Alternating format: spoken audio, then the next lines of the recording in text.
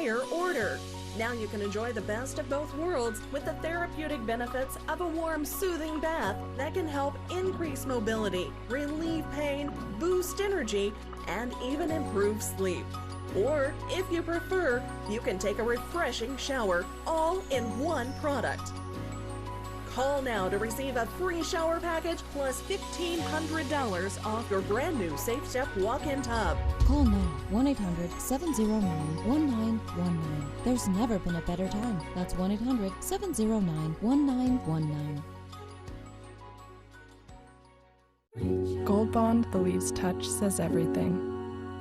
It says, I see you, I feel you, and I know you. Gold Bond. Get in touch with irresistibly touchable skin. You're watching your CW21.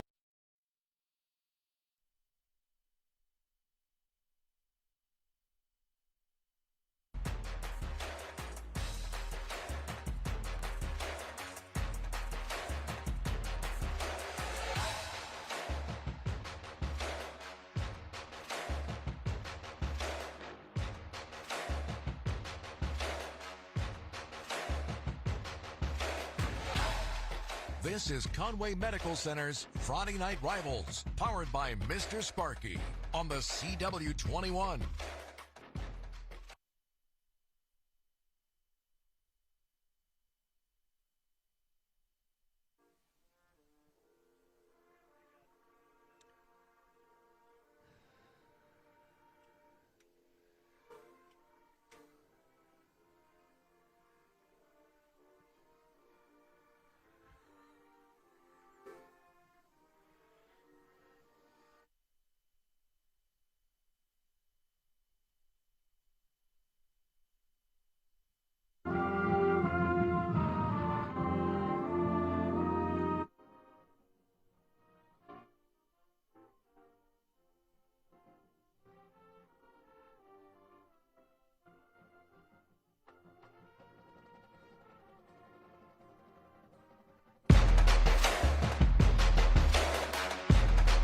Here with Tony Zach from Benjamin Franklin Plumbing. You guys coming back for your 6th year with Friday Night Rivals.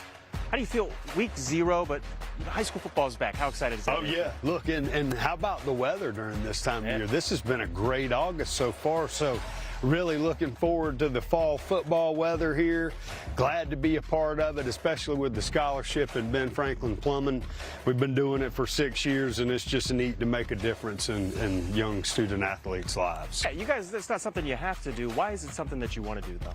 It's just important to give back to the community. I mean, that's how, you know, all of our employees that live here, we're all part of this community, and it's great to give back any way we can. And this is just one of the ways that we can really highlight somebody as well by partnering with WPDE and just having a good time handling, you know, hanging out with the student athletes.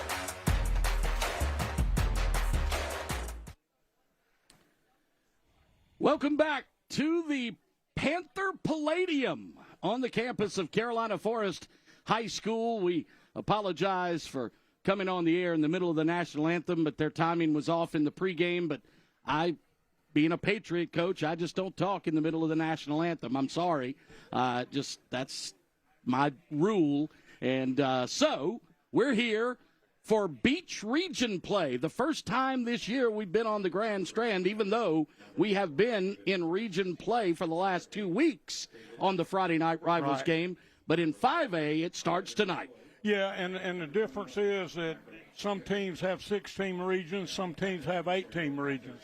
And so you just have to accommodate those numbers. The good thing about this region is with a 6-team region, the remainder of the games will all be region games, and it'll be played out, and it'll be an interesting take. Yeah, the Carolina Forest Panthers are 2-time defending Beach Region champs. Socastee trying to get bowl or playoff eligible, if you will, with a win tonight. They've only got one win on the year, and that was at Aner 3 weeks ago, 14-7. Yeah, and on the other side, Carolina Forest comes in 4-1. 4-1. And I think the important thing about Carolina Forest is not their record, but the great competition that they played thus far. They've traveled up North Carolina to play. They've traveled down to Charleston to play. And I think Coach Morris understands how important it is to play good people outside of the region. Absolutely, and their only loss on the year is to the number 1 ranked 5A team in the state, Irmo. It's time to go down to the third member of our broadcast team now on the field with the athletic director at Carolina Forest. Here's Rodney Berry. Hey guys, what a beautiful night for high school football. So much better than last week. I'm here tonight with Miss Thompson, the athletic director of Carolina Forest. What a beautiful atmosphere you have here. It's exciting. We've got our kickoff for our beach region. We start region play tonight, so it's going to be a great game.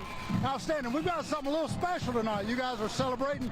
You won the wrestling championship last year, so tell us a little bit what's happening tonight. That's right. Last year, our boys wrestling took home the first state championship, and tonight we recognize them at halftime with their state championship rings supported by our All Sports Booster Club. So it's going to be a great football night and a great night celebrating our kids. Check out this beautiful ring. So we come here full-handed with a check from Conway Medical Center for $500. They wanted us to give it to you. I appreciate that. We appreciate your support. We're so glad you're here. Thank you. Outstanding. Spot the ball and let's get it on, guys. Thank you, Rodney. That is Ina Thompson, athletic director of the Carolina Forest Panthers, and we're going to have Carolina Forest and the Socastee Braves in the Beach Region opener when we return to the Conway Medical Center Friday Night Rivals on the CW21. Greatness is measured in the mornings you wake up ready to move, in the moments you choose motion over stillness, in every single time you refuse to sit this one out. That's why CMC Orthopedics has 5 locations across the county and sees walk-in patients every day. It's why the Chanticleers trust us with their dreams as the premier orthopedic provider of CCU athletics. Greatness keeps moving, and CMC Orthopedics keeps you there. Unless you're sure an item can be recycled, don't do it. Wishful thinking and/or laziness can result in millions of dollars in removing contaminants. In Horry County, the following items are recyclable: plastic jugs and bottles, glass jars and bottles, aluminum cans, both steel and metal cans, cardboard, newspaper and magazines, office paper, and junk mail. Visit www.solidwasteauthority.org or recycleratesc.org for more info on how to recycle right South Carolina. At HTC, we're here to keep you connected, here to help you work and play better from home. And most importantly, here with HTC Smart Wi-Fi, providing a safe, secure, and reliable fiber optic connection. We're HTC, and we're here for you, so you can be there for all of life's best moments. Stay better connected. Build closer connections. Connect with HTC Internet. HTC, here to connect. This season, ABC 15 Sports has added a little help to ensure that the End Zone remains the #1 football show on Friday night. Just drag the clip onto the timeline. So let's go to our game of the week. Who shot these highlights? Catch the End Zone every Friday night starting at 11:20, only on ABC 15 News.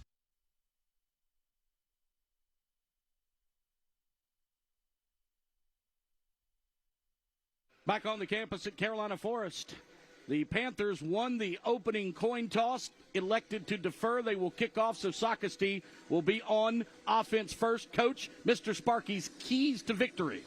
Well, I think, first of all, Carolina Forest, they got to tackle in space because Socastee basically has a horizontal offense. They're going to run the screens outside.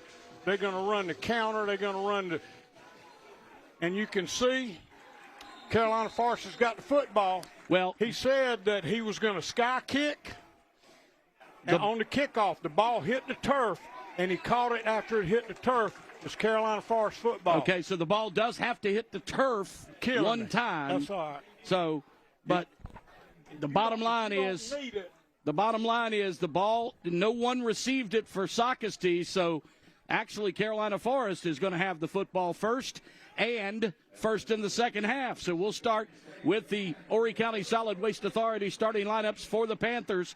Cameron Long is their 2-year starting quarterback, and their North-South All-Star game running back, Jaron Fox, starts at tailback. The wide receivers are Caden Cole, Andrew Shoup, River Thane, and the top target is Nick Zincone. The front five, Albie Mecca, Gavin Williams, Reagan Ober, Michael Reese, and Spencer Palmieri. Out of the shotgun. There was play-action pass across the middle. He's got a man open, and it's going to be a touchdown on the first play of the game. Yeah, and that was Caden Cole on the reception, and basically from the inside route, he just ran what we call a post cut, but from inside, and Cameron Long put it on the money. Honestly, I think everybody was expecting them, particularly from that close in, just to run the ball in, so it was an excellent call on Mark Marsh's behalf. Hope Health touchdown for the Carolina Forest Panthers. Hope Health is one of your health begins with Hope Health. The extra point is no good. No good, and that's because of Evan Floyd and Jaden Thomas in. They broke it up and did whatever they did. So the Braves. Boy, that's a tough way to start. I tell you, you go in and you know, the Braves are 1-4, so they're obviously not sure of themselves. Yeah. And that's tough on the get-go. And lost to Loris last week 50-6, so their confidence can't be very high right now. But I bet you they'll field this kickoff. Carolina Forest beat Southside Christian up in Simpsonville last week, Coach. They had a long trip to the upstate. Yeah. Sockstee's offense looks like this. Christian Royals, 2-year starting quarterback. London Wilder is your running back. Wide receivers are Ethan Rich, Hayes Hardwick, and B.J. Floyd. And the halfback, or the H-back, they'll try to go with the offside or the offset running back of Aiden Scales, but in the past several weeks, they've gotten behind early, and they've had to go 4 wides. Yeah, and, you know, we got 8 seconds off the clock, and it's a 6-0 game right now. And that's not the way you want to start, but I've been in it long enough to know you just better suck it up and get ready for the next one. Bob Barasoft, Josiah Caldwell, Yossi Spiegel, Jacob Antidormi, and Eric Light are your front five for the Braves. It's a 4-3 set for Carolina Forest, and that's a change for Mark Morris. He used to play 3-4. Well, he did play a 3-4, but he told me the reason for that was just a personnel thing, because basically he feels like he's got the linemen and doesn't necessarily have the speed behind them that he wants, and so he's going to put his best players on the field. And 3-man rush is the way to go. It equates to a 4-3. If you can do that, Anthony Cunningham, Quillen Johnson, George Handley, Matthew Shook. The front four, the linebackers are Roman Fisher, Connor Ross, Darius Huggins. The corners, Jelani Alicea, Hayden Collier. The safeties are Mason Jones and Jaden Alston. That's your Horry County Solid Waste Authority starting lineups. Now the Braves will have it on their first play, and they draw the Panthers offside on the first play. Well, you know, one of the keys to the game for Coach Marsh, and he told me this, he says, we want no pre-snap penalties. And he just got one right there. And if you're a ball-controlled team, that's what you don't want are the pre-snap penalties. So it's 1st and 5 out at the 33-yard line for the Braves. Man in motion to the left. They hand off to Wilder, off tackle left, and he is bottled up after a gain of maybe 2, so we'll call it 2nd down and 3. Yeah, and that was Matthew Shook, defensive end on the play. Then he just fell down inside. They ran it right between the guard and the tackle. Need to get out to the 38. It's just outside the 35. So 3rd and a short 3, or make it 2nd and a short 3. Panthers a jump offside again. And this time it's the backup to George Handley, Braden Fernandez. Yeah, they took George out when he jumped the first time. Now see if they're going to take Braden's behind out. But, you know, evidently something's going on in there where somebody's calling something, because that is not typical to see that. And a lot of times the center can help that a little bit just by tightening his wrist. Tightening the ball. Because that's what they look for. They look for that hand. That once that hand grabs the football, that's when they're gone. Myrtle Beach Hyundai first down on the penalty, and a pass across the middle is caught by the tight end, and he's got some running room at the 35, 30, 25. Tries to change directions, but goes down right there. Nice job by the tight end, Paul Livingston, for Socastee. and that was Jelani Alicia on the tackle, but it was made about 40 yards down the field. We can see it right here. It's much the same play that we saw earlier. They took the inside receiver and just ran vertical right there, trying to get that half player to overshift. And he did a good job of not only catching it, but making a run for it. Nice change of directions by Livingston after catching the football in traffic. Socastee's getting their play from the sideline. They're checking out Carolina Forest defense, seeing what they're doing in the secondary, which they're mostly going to be running a two-shell behind their defense. 1st and 10 inside the 25. They hand off, and the tailback is London Wilder, and he tries to get to the corner on the edge. He picks up a good gain for the Braves, about 4, so it'll be 2nd down 6. And that was Huggins 35 on the play. And the thing about Wilder is that Coach Morris talked about how fast he was, and that's his primary concern with him is just his open field speed, so they want to make sure they don't put him in that position. It's inside the Robinson Community College red zone. From the red zone to the real world, Robinson Community College gets you there. Man in motion to the left, that's the H-back. They're going to throw into the end zone, or just short of the end zone. The intended receiver was Hayes Hardwick, but Hardwick was a little bit too tall. He had to jump for it, and it skipped off his fingertips. And I think both coaches agree that the people on offense is going to be Royals. They ask him to do a whole lot, but Hayes Hardwick and Wilder in the backfield are their guys. Now, they're real big up front. Socastee's got a good front. They're good, big, and solid, and I think that's Carolina Forest's basic concern offensively or defensively. The tackles are 240 or bigger, and the guards are 305 and 265. And here's a gain up the middle again. Wilder carries for maybe 2, so it'll be 4th and 5. And that was Connor Rose and Anthony Cunningham, it looked like, on the tackle then. And so far, Socastee has kept it between the tackles other than the passes they've thrown. So good to go for it here deep in the territory early on, Coach? Absolutely. I think especially when the other team's got to score up on you, you've got to do that. Now, they probably have the potential of kicking it, but I think he wants to see if he can get something on the board because you're still in pretty good shape even if you don't get it.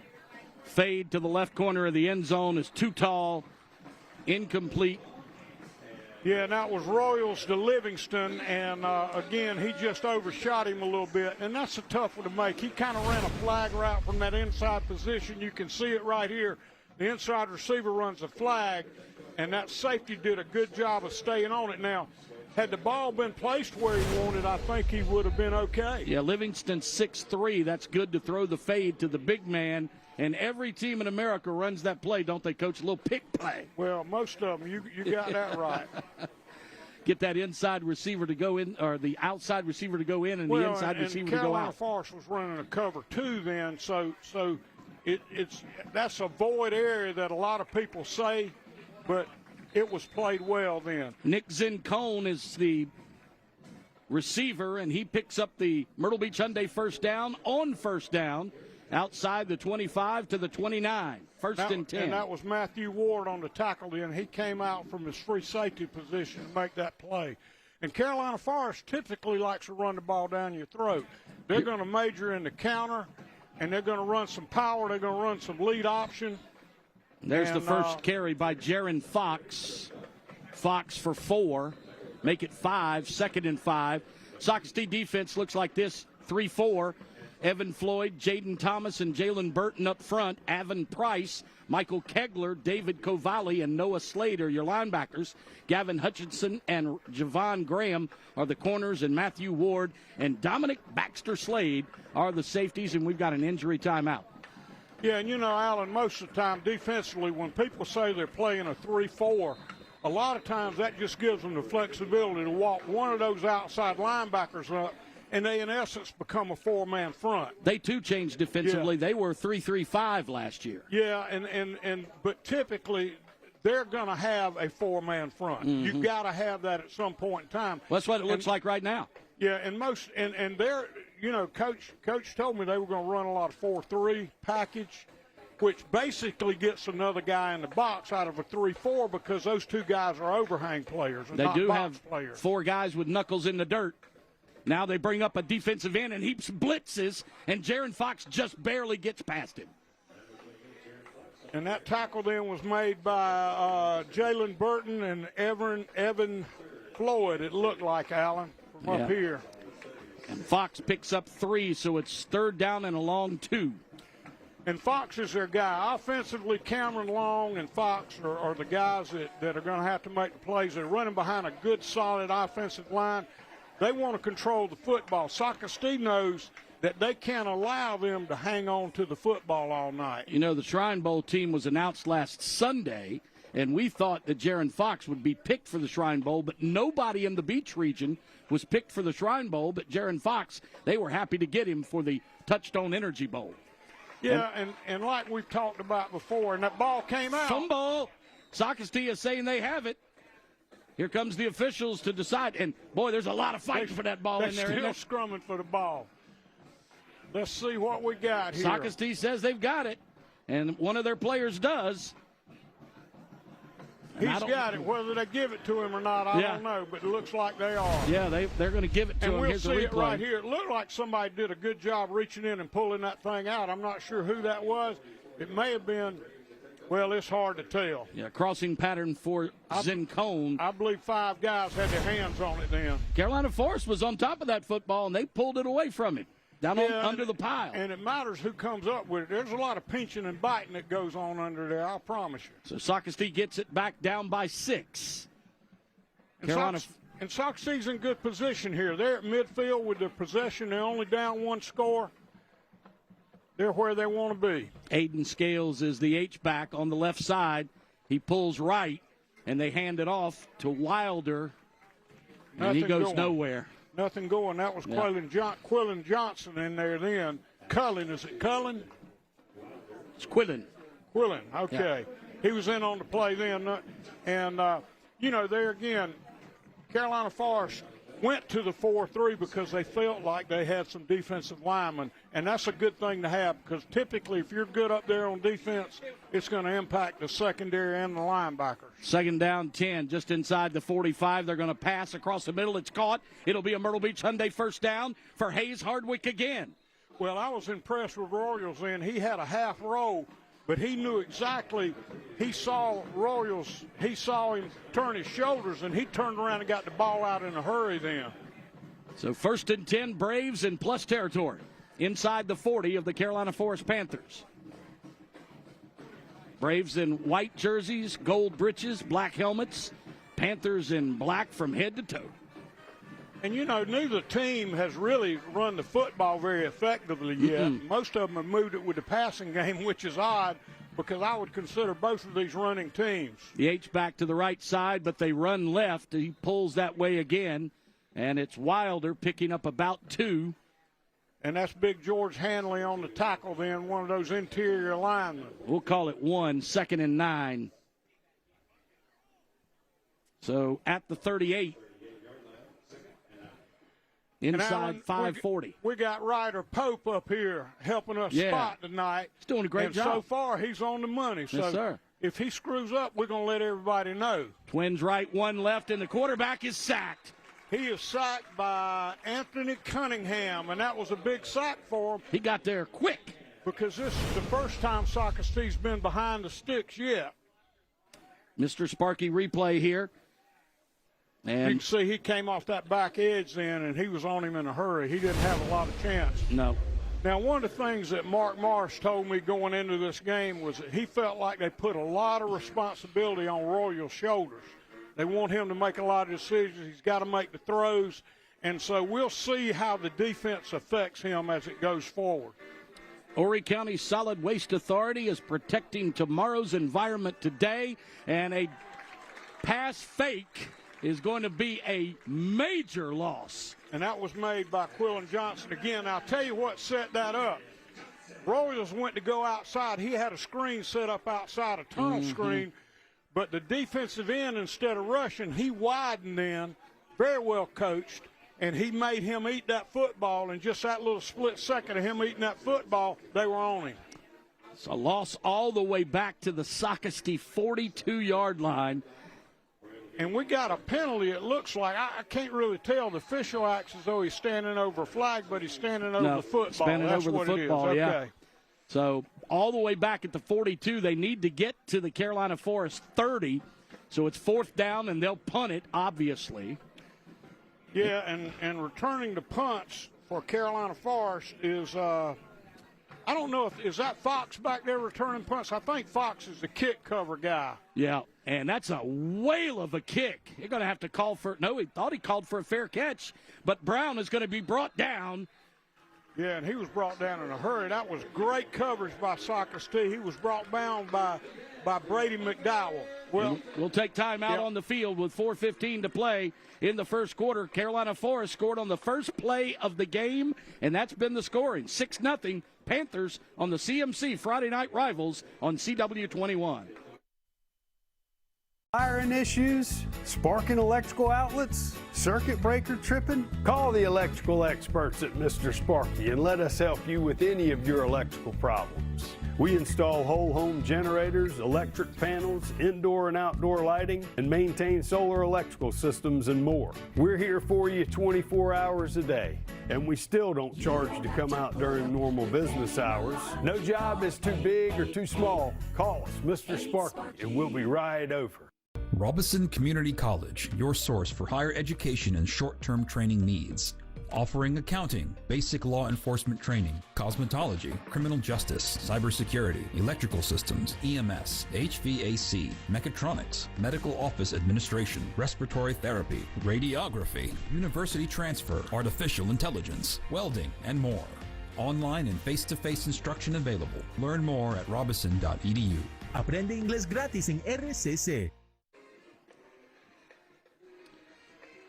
Back at the Panther Palladium on the campus at Carolina Forest High School in Carolina Forest, just north of Myrtle Beach proper. And the Panthers will get the football back with a 6-0 lead after pushing Socastee all the way back to their 42-yard line and the punt.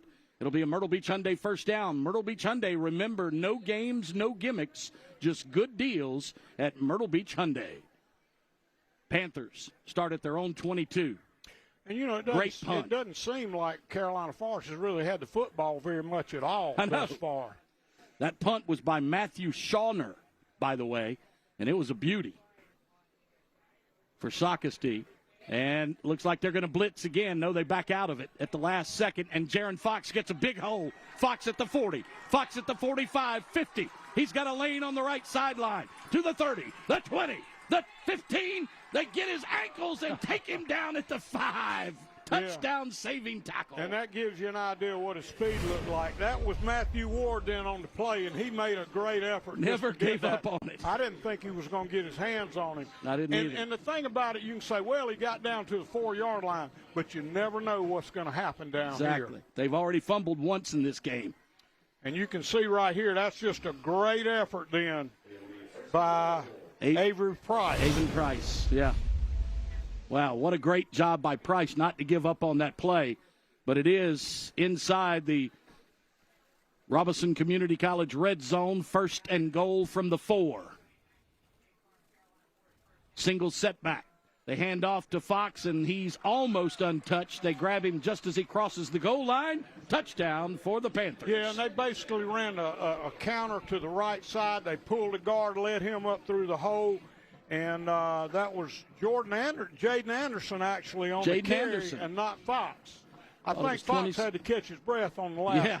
That's right. After running for 60 yards, 70 yards, he needed to catch his breath. Good job catching that there, big boy. And, Fox was on the sideline. His backup is 27. Fox is 28. And that was Keon Yon on the extra point then. And I didn't see it. I don't think it was good again. So timeout. He missed it again. So it's 12-0. Carolina Forest. With these lights on, it's hard to see. Yeah, and we got a glare in the window. But we'll be back in a couple of minutes for more of the Conway Medical Center Friday Night Rivals on CW21. At HTC, we're here to keep you connected, here to help you work and play better from home. And most importantly, here with HTC Smart Wi-Fi, providing a safe, secure, and reliable fiber optic connection. We're HTC, and we're here for you, so you can be there for all of life's best moments. Stay better connected. Build closer connections. Connect with HTC Internet. HTC, here to connect. Hi, I'm Lenore Sellers, South Carolina football quarterback. In football, making the right call can mean the difference between winning and losing the game. Your healthcare is no different. With multiple locations throughout the state, Hope Health offers convenient, expert primary and specialty care. Make the right call and become a patient of Hope Health today. To learn more, visit hope-health.org. That's hope-health.org.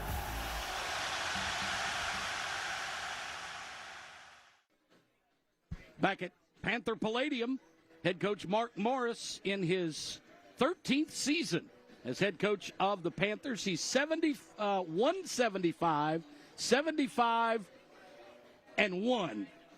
They had a 10-10 tie last year with Hartsville, the first of his career. How about that? Yeah, and that was by choice because the game was probably going to end around 2:30 a.m. that night, and because they had lightning delays and everything else, and the two coaches just said, "No, thank let's you. go to the house." Yeah. So, and we had a Pooch kickoff earlier. Yep. Let's see what we get. And they get tries to call for the fair catch, but instead he lets it go out of bounds. And that was Michael Kegler who was calling for the fair catch, but he let it go. Well, the ball usually comes, if it's beyond the 35, it comes back to the 35. But he kicked it out on exactly the 35 here. Want to thank you to Conway Medical Center for donating $500 each week to the host school. In total, our local schools will receive $5,000, and $500 of it went to Ina Thompson, athletic director here at Carolina Forest, before the game. Now, Alan, I think it's going to be important for Socastee to at least get something rolling offensively here. And, of course, Coach told me that they were not basically as efficient offensively as he wanted to be, and we can see that already, but they need to get something rolling. And they're going to run out of a 20 personnel right now, which is 2 backs and no receivers. No tight ends. The Braves are going with 2 backs and 3 wide receivers, and they hand off to the backup tailback. Yeah, and that was Haley and Shook on the tackle then.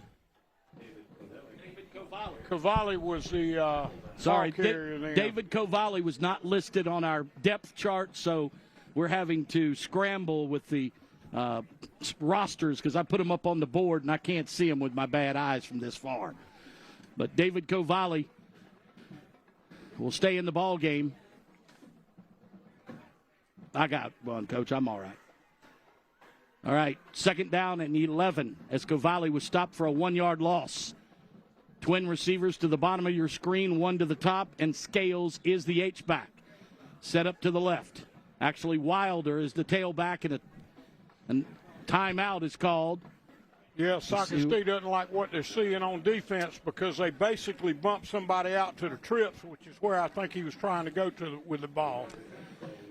Head coach Ben Hampton for the Socastee Braves back on the sideline this year after having a bad incident in the family last year, but he's back. His record is 59-56, but a majority of those wins came as a successful head coach north of the border in North Carolina. Yeah, and, looking back on his journey kind of as a coach, he basically, let's see, I had it written down here somewhere, but he... Yeah, you've taken a lot of notes this week, Coach. You tell me you do that every week. He actually played football at Coastal Carolina way back when they got started. Very first team. And then he was an assistant in North Carolina for 7 years and 6 years now at Socastee High School. And his 13th year as a head coach. Aiden Scales moves to the right, and the snap is bad. He tries to grab it with one hand. Instead, he just throws it out of bounds. He was out of the box. I'm sure the Panther coaches want an intentional grounding call, but no, I don't think they're going to get it here. And I thought he did a good job. And the high school rule is a little bit different than the collegiate rule on that. I agree. But you can see right here, as soon as that ball hits the ground, he gets after it. He was outside of the tackle box. He did throw it past the line of scrimmage, so anyway, no harm, no foul. Puts them at 3rd and 11, and Royals is a good one to have in this situation. But I tell you, and great throw. He just ran a curl route out there on the numbers. He put it in his chest. And another grab by Hayes Hardwick. Jalen Weinglass. Actually, on the it was tackle B.J. Floyd on the catch for Socastee. Floyd picks up what looks to be a Myrtle Beach Hyundai first down, but it's going to be brought back on a hold against the Braves. In the backfield. So nullify the first down. And, you know, I think sometimes we just forget to understand how greatly the game is impacted by penalty flag. Yep. You get the wrong one at the wrong time, they're probably going to be in a position now where they're going to have to kick it. Unless they have a big third down play, they're probably going to give the ball back close to midfield to Carolina Forest. 3rd and 21. And Christian Royals looks to the sideline after the clap, trying to get Carolina Forest to jump. Single setback, twin receivers right and left. And they throw the underneath screen. It was almost intercepted. I believe Connor Ross got his hand on the football, but a little bit out of his reach. Yeah, and Carolina Forest was defending with 7 people then, and there's just not a lot in there. That pass was broken up then by Connor Ross, as you said. And so they're going to have to punt it again. Now, I think Socastee's got an excellent punter. Yeah, Shawner, Shawver kicked the snot out of it last time. But you can see that Carolina Forest is coming after that. He's got to get it out. Another good kick, and he's going to get a good roll. Excellent roll, I tell you what. That flips the field all the way down to the 22-yard line. He actually got credit for between a 45 and 50-yard kick then, and that was just what the doctor ordered for Socastee, because I was afraid they were going to put him on a short field, but they didn't, thanks to him. Caden Cole scored on the first play from scrimmage for Carolina Forest, and then Jaron Fox went 70 yards to set him up on their next score for a touchdown run by Jaden Anderson, and that's where we are at 12-0 as the first quarter is winding down. And, you know, I had expected a lot of offense in this game, but we really haven't seen a lot. We've had a couple of big plays, but not sustained drives, which is what both of these teams typically do. Explosive plays for Carolina Forest, the difference. And we've got another timeout. And that one's I think it's on Carolina Forest. It is. So Carolina Forest's Mark Morris decides to call timeout. And Cameron Long, the starting quarterback, has only played about a half a game in each of their games this year, except against Irmo, coach, the number 1 team in the state. In fact, his backup threw 3 touchdowns last week. Unfortunately, you don't get a lot better when you watch it from the sidelines, and I think, but at the same time, you want to give your other kids an opportunity to get in there and play. Matthew Kellner's not bad, junior backup. Well, no question about it. And you want to get him snaps, but you better get this guy ready because he's the one you're going to have to win in the playoffs with. Cameron Long is 45 of 77 on the year for 773 yards and 12 touchdowns, only 3 interceptions. Last week he was 5 of 8 for 130 and 3 touchdowns. Yeah, and you know, Mark will tell you real quick that what Cameron does best is make good decisions. He understands the offense. And he had another man that was about to streak down the field. Ball hit him right in a bad spot. Yeah, and in both hands. That was Caden Cole. And, of course, I didn't notice Caden, but I did notice his shoes running down the field. He was the one who took it the distance on the first play. He might have had another one right there. Yeah, I think he did. But he just dropped it. And Cameron's going to read him his rights when he gets back to the huddle, coach. Well, and you know, Carolina Forest, because I think you're going to expect a counter right here. They're going to run that counter. They're going to stick. they run the counter about 3 or 4 different ways. They'll pull the guard sometime, they'll pull a GT counter, and sometime they'll run it strictly with the H-back. Yes, that You was. called it perfect. And Socastee called it too because they were waiting on them then. Yeah. They pulled both guard and center to the right, and Jaron Fox was stopped dead in his tracks. So it'll be third down and 8. And you've already seen what Jaron can do when you give him a little bit of space back there.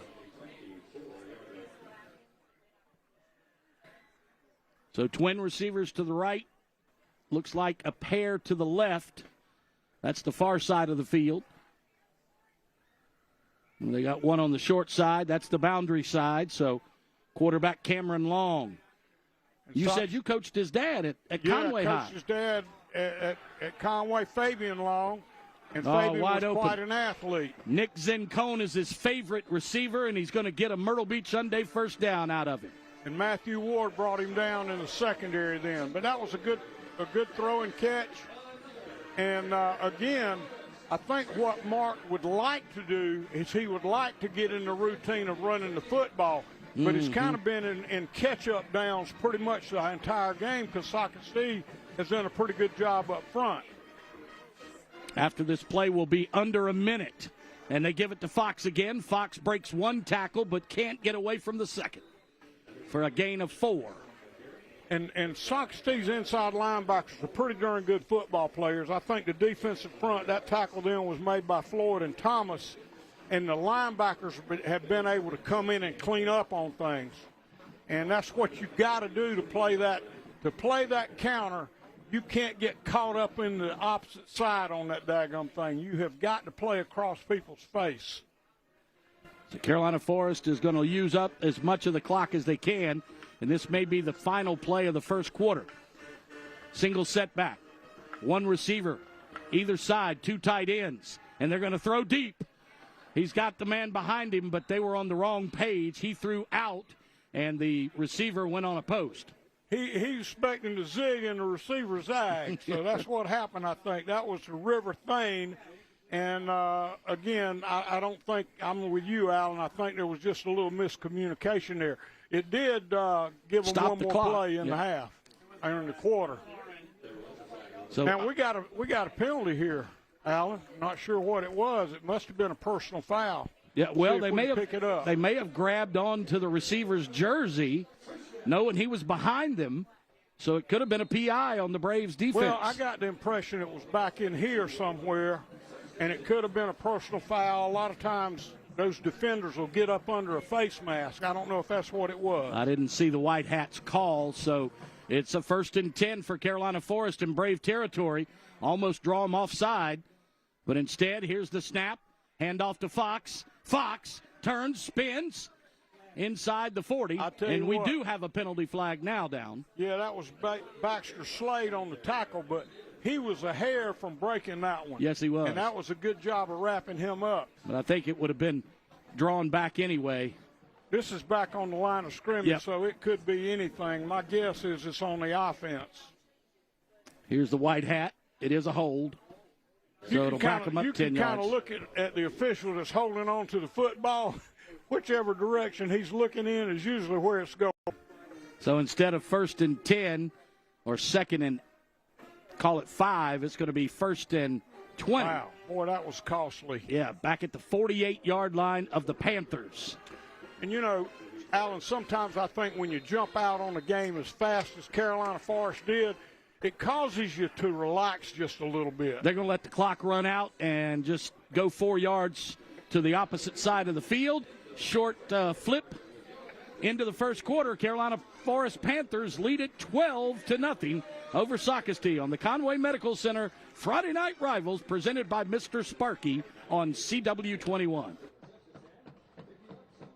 Clogged toilets? Is your kitchen sink backed up? Do you have a leaking faucet? Call the experts at Benjamin Franklin Plumbing and let us help with any of your plumbing problems. We repair leaky or broken water heaters, fix frozen pipes, unclog sewer lines, and even repair garbage disposals. We're here for you 24 hours a day, and we still don't charge to come out during regular business hours. Benjamin Franklin is your punctual plumber. If there's any delay, it's you we pay. Greatness is measured in the mornings you wake up ready to move, in the moments you choose motion over stillness, in every single time you refuse to sit this one out.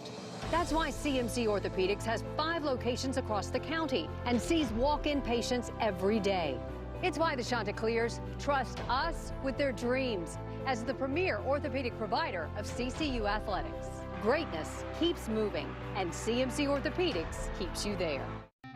Sometimes unwanted guests show up unannounced, and they refuse to leave. They make themselves at home, making life uncomfortable.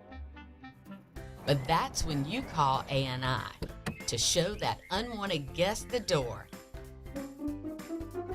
and keep them from coming back. You can rely on A&I to kick mold out for good. For the last 15 years, I've been doing the Hyundai commercials because I believe in Hyundai. You may see announcers doing other car commercials, but not me. Hyundai is my car. They have a lot to offer, winning 89 safety awards over the last 10 years, the best warranty in the business. And now for all the 2025 Hyundais, a free 3-year maintenance program. I've owned 3 Hyundais over the years, and guess what my next car is going to be? A Hyundai.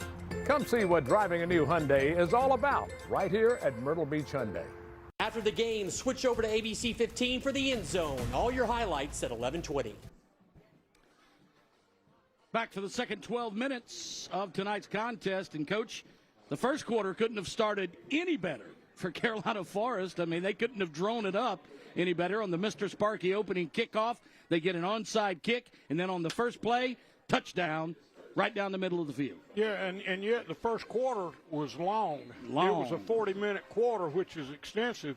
But they only lead it 12-0. Yeah, and the only thing I missed was Paul Gable's statistics.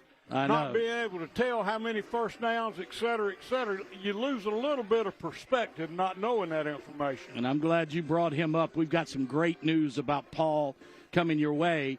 Here's a pass across the middle. The crossing pattern is caught by Zincone, and Zincone picks up a Myrtle Beach Hyundai first down, I believe.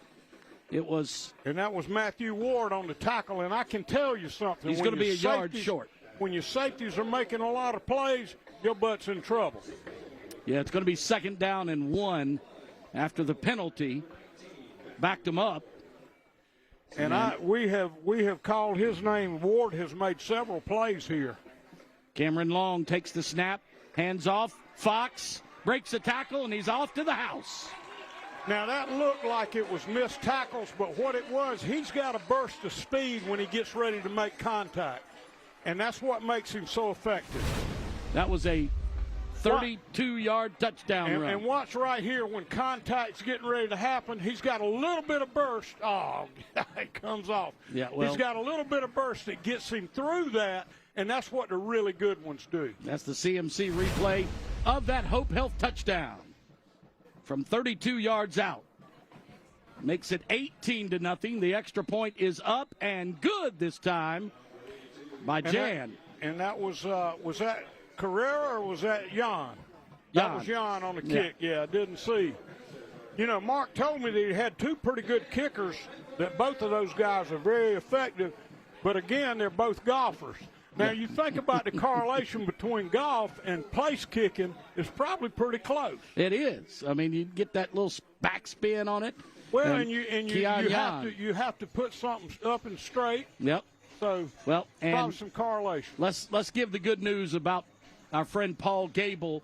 We both talked to him this afternoon, and he passed along some outstanding news. He saw his cardiologist today, and his cardiologist said that there is absolutely 0 damage to his heart, that he experienced a heart episode in the booth with us 2 weeks ago, and now he's been given a clean bill of health.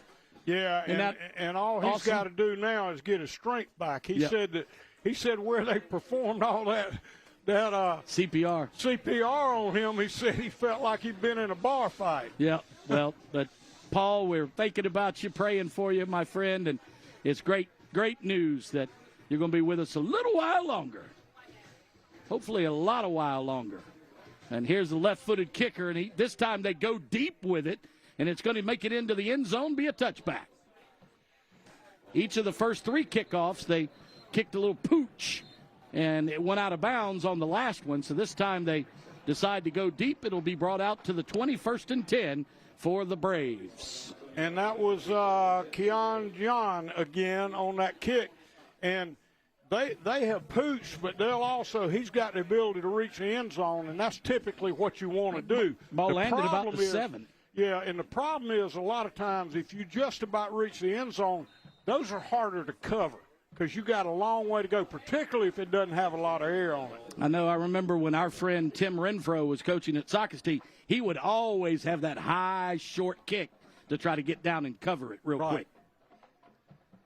Here's the single setback, twin receivers to the right. Now he brings his H-back to the left. And he hands off to Wilder. Wilder trying to find a hole that way, and he just can't. And the tackle made by Roman Fisher then, and, of course, one of the things that Coach Marsh was concerned about was Wilder's speed. Wilder supposedly has excellent speed. He just hadn't been in a situation where he's had a lot of space yet. Until he's got that quick twitch.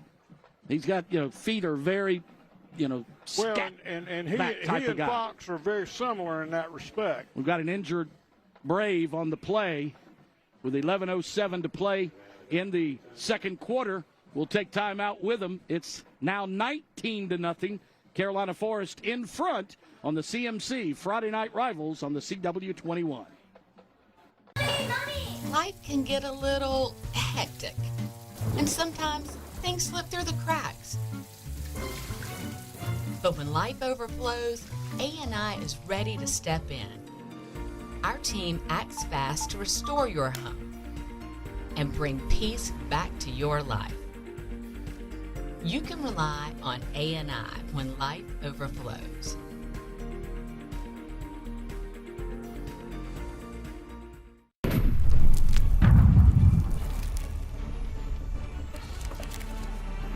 The winds are blowing 10 knots out of the southeast.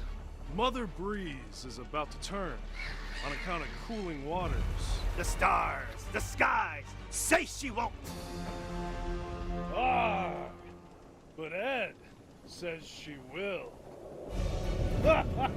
Celebrating over 30 years of finding out what Ed said, only on ABC 15. 19-0 here at Carolina Forest, leading the Braves. During the fourth quarter of tonight's game, we'll be highlighting the school bus stop of the game. The law in every state requires drivers to always stop for a school bus when the stop arm is out and the red lights are flashing. Couple of surprise scores early on. North Myrtle Beach leading Conway 8-0, and St. James over Myrtle Beach 7-0. early in those contests. So, and Carolina Forest. And that tackle then was made by Anthony Cunningham. It looked like that Royals wanted to roll out then. But and the quarterback is down tell now. us it was a Q sweep or a rollout. And that's Royals that's on the turf right now. He's grabbing his ankle. Yeah, he come limping out of the pile, and they got to him in a hurry. Yeah, something didn't look quite right on that play. It looked like he didn't have the lead blockers he was expecting. Something was awry. 4-yard loss makes it 3rd down and 13. And as we have time here, Socastee opened the season with a loss at Wando, 21-8, then went to Dillon. That's no place to get right. Lost 41-0. They then came back and beat Aner at home. Went down to Stratford, got bombed there 56-12, and last week it was a no contest against Loras 50-6. Yeah, and they've had their struggles, and yet, in talking to Coach Hampton this week, he feels like they just got to get some things going, but they're not a bad football team. No, after this week, things get a whole lot more manageable, and they can get into the playoffs with a couple of wins. And you got to respect playing a good outer region schedule too. Absolutely. I think it makes you better, and it's going to prove. Hopefully, it'll prove to be beneficial to them as the season goes on. Same for Carolina Forest. They opened against Hartsville, the team that they tied last year 10-10. Then they went to New Hanover in Wilmington, shut them out 27-0, lost to the number 1 ranked team in the state, Irmo, 51-21, and then they've won 2 in a row by big margins, 40-27, and beat Southside Christian 54-13, and the Braves up the middle with the carry. Yeah, and that was a backup. That was Connor Ross on the tackle. Cavalli was running the ball, and Connor Ross on the tackle then. And you know, they look like they changed. And, of course, it is 4th down, so they're looking at, 4th and 5? It's kind of hard to see the down and distance from it's here. about 4th and 6. So they'll be punting again. David Cavalli got some of it back. And the punter, Shawver, gets another pretty good punt away. This one's a knuckleball that'll land at the 45 and then take a Carolina Forest roll. And somebody hit that touched football then, and I don't know if it was touched by Socastee around the 50 or if they're going to spot it back around the 38. No, I think one of the Carolina Forest players wasn't looking and kicked the football backwards, and it was recovered.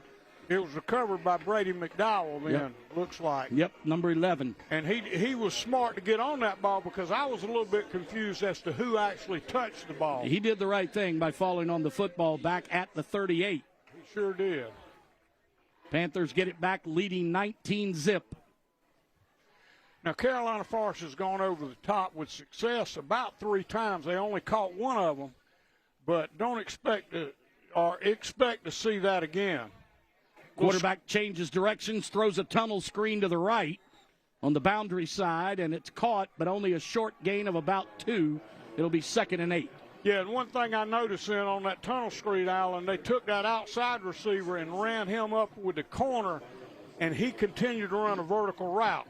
And that's something you always look at as a coach. You say, are they covering that vert when we fake that tunnel screen? So don't be surprised you don't come back and see that later on. Quarterback spun all the way around, through to his right. Here comes a feigned blitz by the Braves, and they pick it up. And a gain is going to be about 3 out to the 44, and it'll be a 3rd down and 5 for the Panthers. This is maybe the first long possession down they've had. Yeah, and that was both linebackers, Kegler and Cavalli, on the tackle then, both inside linebackers, and I think a couple of DL were in there too. So the Braves trying to hang in there. Ball out at the 43. And Socastee's changing their secondary up. They're jumping from a 3 to a 2, and it looks like they're running a man free right here on 3rd and 5. They got a ton in the box. They're expecting a run, but they're going to get a slip screen outside, and they're going to cover it well. Nice job by the Braves, Gavin Hutchinson. Yeah, Hutchinson made a great play then. He read that. He was actually the inside player that crossed the routes out there and tried to block the head-up player with the guy on the line of scrimmage, but he came across the play and made it. So they're going to go for it on 4th down. He may be trying to jump him off sides. Yeah, 4th and 4 would give them a 1st down if they draw him off.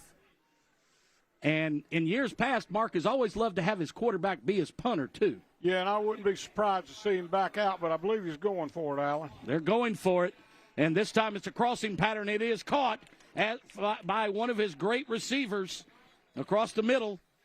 Yeah, and that was Cameron Long on the throw. You got a lot of confidence in your quarterback if you give him that throw in that situation. That tackle then was made by Baxter Slade and also Graham in the secondary, but it was enough for the 1st down.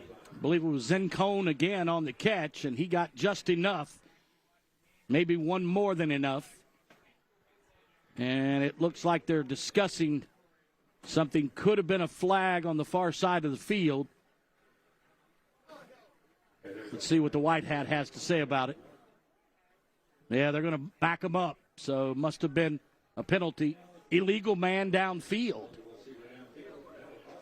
So that'll He's going cost to punt him. it now because it's going to make it 4th and 9, and Mark understands it's time to kick it. This will be their first punt of the night. And their punter is Max Wynn. How you spell that, Alan? That is N-G-Y-U-E-N. Good job. Good job. Alan is becoming a dictionary up here. And they bounce it to him. Now he's going to run with it. Wow. And I don't know if that was Wynn or not.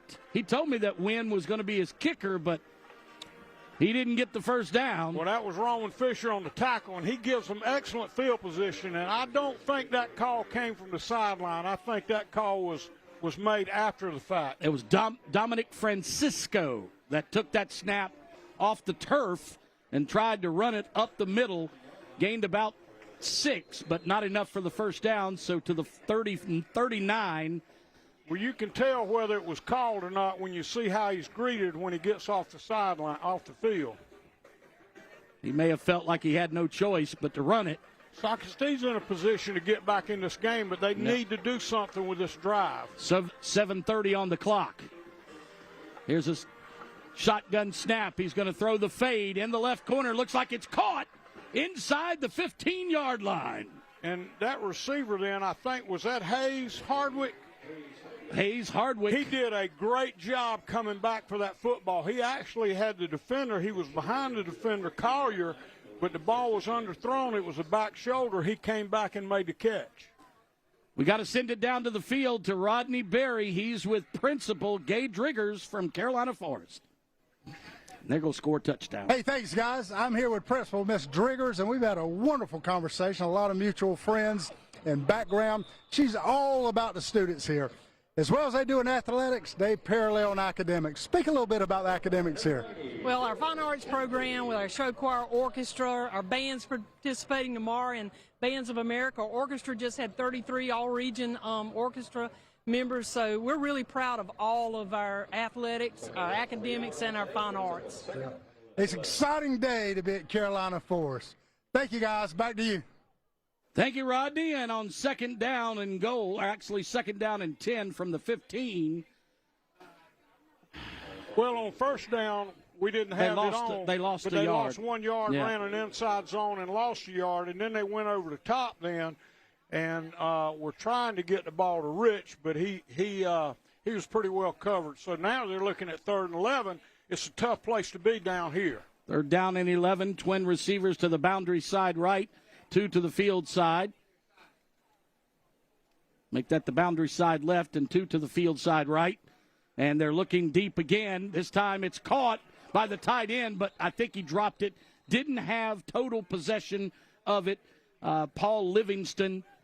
So and incomplete. The defender there was Hayden Collier, and I think he had something to do with it. It was a bang-bang play, and he came up and made the tackle pretty quickly. Yeah, he laid the wood to him right away. Livingston stays in the ball game, and he'll split in the slot to the right with 2 other receivers to the bottom of your screen. And now Royals looks to the sideline. He's got a big target with his inside receiver. And he rolls out to the right, looking to keep it himself.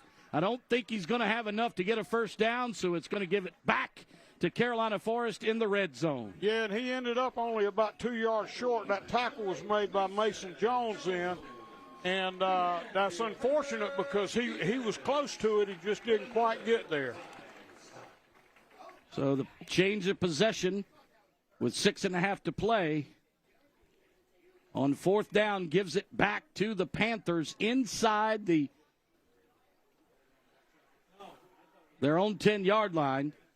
So it was I guess not a high percentage chance there, but one that they had to go for. And there's still plenty of time in the half, a couple more series, so I think we'll see the whole playbook being open, even though when you're backed up in the end zone down here and you got a lead, you're usually in the place. That was Cavalli and Thomas both on the tackle then. And he stopped maybe a half yard short, so it's going to be 2nd down and 11. And, you know, Fox hadn't had a lot of running room other than the one that he broke, and I think that's broke the key a couple with him. of them long. He scored the touchdown. You just got to make sure you keep him in your sight the whole time. So the single setback. And the quarterback runs the speed option and runs Fox out of bounds, and they're going to actually get a late hit on Socastee's Noah Slade. I want to see that again because sure didn't look like it. He had his hands on him while he was in the play or in the field of play, but he gave him an extra shove once he got him out of bounds. Well, let's see what we got here. See if we can get that on the replay, Alan, because I think it's certainly going to be a hurtful play on Socastee's part. We'll see it here. Long brings the ball out. He pitches off the defensive end. See, they're right there. Right, yeah. He deserved it. He deserved it. No question about it. Can't do that. Yeah, and it's – I need to shut up. I know that just drives coaches crazy, doesn't it? Absolutely. So it's a 1st and 10, gets them out of the shadow of their goal post and out to the 28-yard line. 1st and 10 for the Panthers. And they had them backed up really for the first time. 2 receivers to the top of your screen. He's looking that way. He's going to go deep. I think the Braves may have had a hold of the shirt tail, and he's going to be called for it. Yep, penalty flags are down. We got a penalty out there, Alan, and looking at it, it looked like he was trying to get inside, but Graham grabbed his jersey and kind of slowed him down a little bit, and any time that guy gets beyond you and they see your hand on cloth, you can expect that flag's coming. No, he was definitely grabbing the shirt tail. Pass interference against Socastee gives them 15 more, so they've got 30 yards on the last 2 plays without gaining a positive yard, really. Yeah, and Alan, our officials tonight, the referee is Dennis McDaniel, umpire Gary Graham, linesman is Chris Thompson, Bernard Great is the line judge, and Michael DeLeonardi. I can't figure that one out. You Italian, so maybe you can get this name for me. But he's the back judge. And I think they've done a pretty good job tonight thus far. Yeah, they have. Out at the 44, H-back comes in motion, and a penalty before the ball is snapped. Somebody either lined up in the neutral zone or moved early. All right, I'm going to give that one more chance. They moved early. The back judge is Michael DeLeonardo. See if I got that right that time. So it cost them 5 yards on the false start. It'll be 1st and 15. Back at the 39. And that's exactly the penalty that Mark Morris was saying he did not want to happen tonight. The dead ball fouls are the ones that get you, or the pre-snap fouls. And Jaron Fox breaks 2 tackles, gets back to the line of scrimmage, and maybe one more, so it'll be 2nd down and 9. That was Avery Price on that, Avon Price, and had he not made that play, which it looked like Fox was about to get out of it, he would have been gone. So Price made a saving tackle then. So the clock rolls at 5:15 in the second quarter. Yeah, and you got plenty of time for 2 series still, particularly if you're trying to protect the clock. H-back for Carolina Forest is to the left, and they're going to run that way. Fox breaks the tackle. He's at the 40. He's got one man to beat, but he can't. And boy, great open field tackle. You got to give a lot of credit to Hutchinson then, because Gavin Hutchinson made a touchdown saving tackle.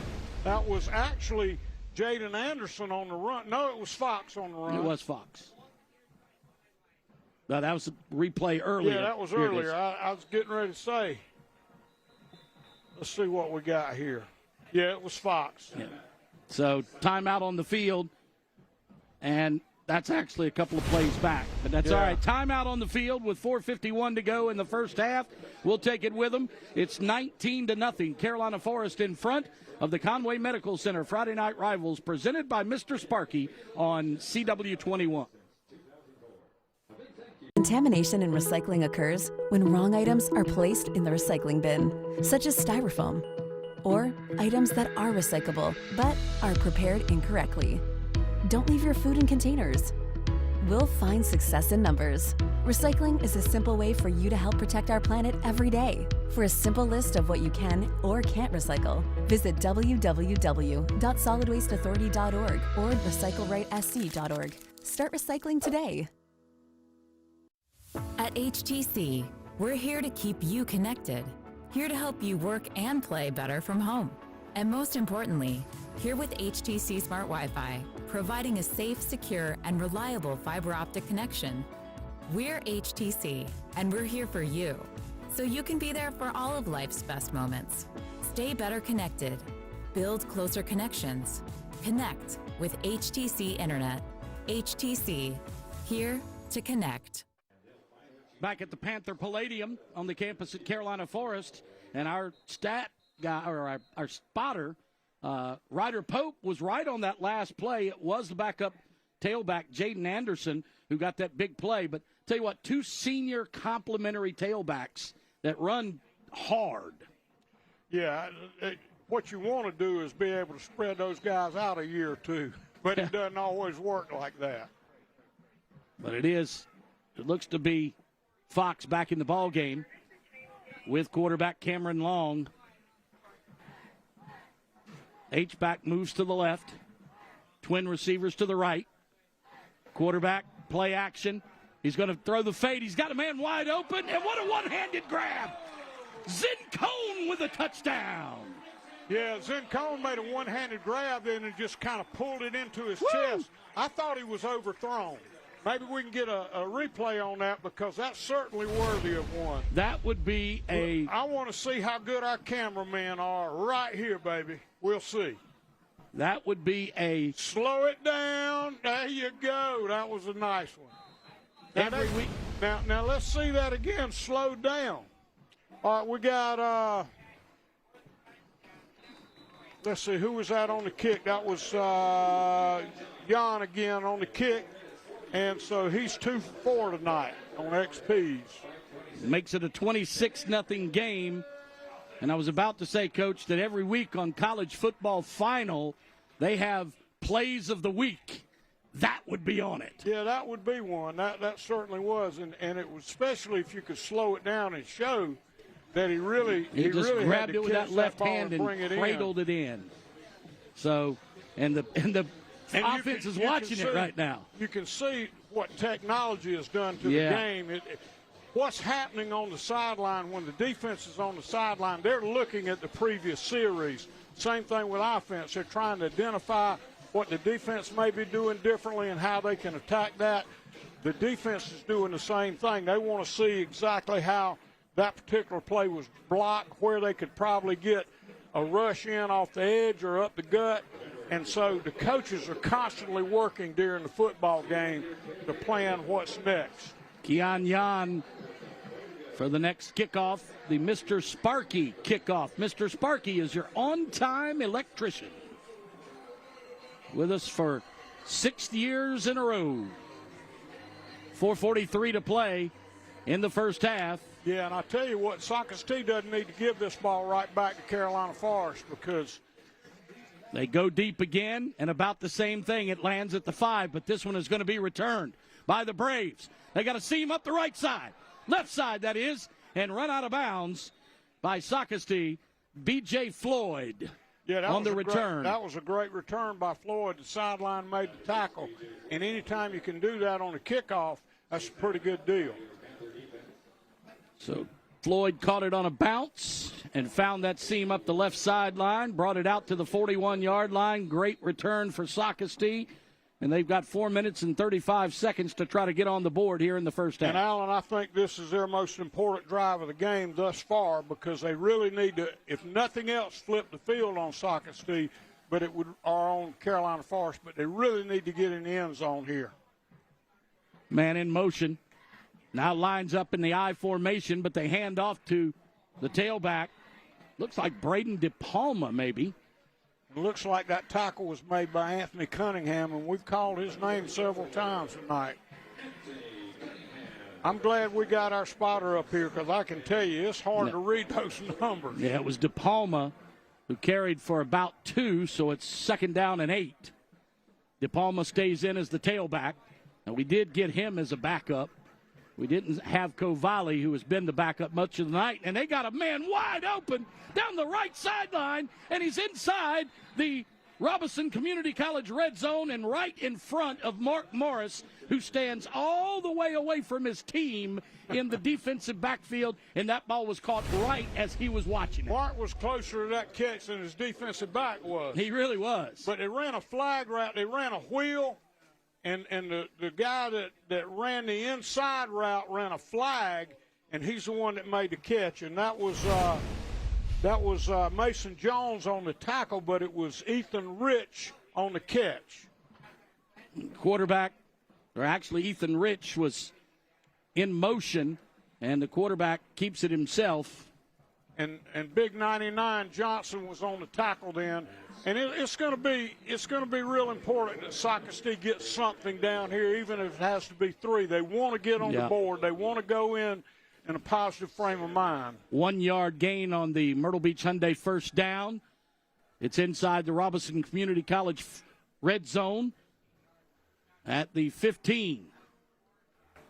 The tight end was in motion this time. It's a play-action pass across the middle, caught in the end zone for a touchdown.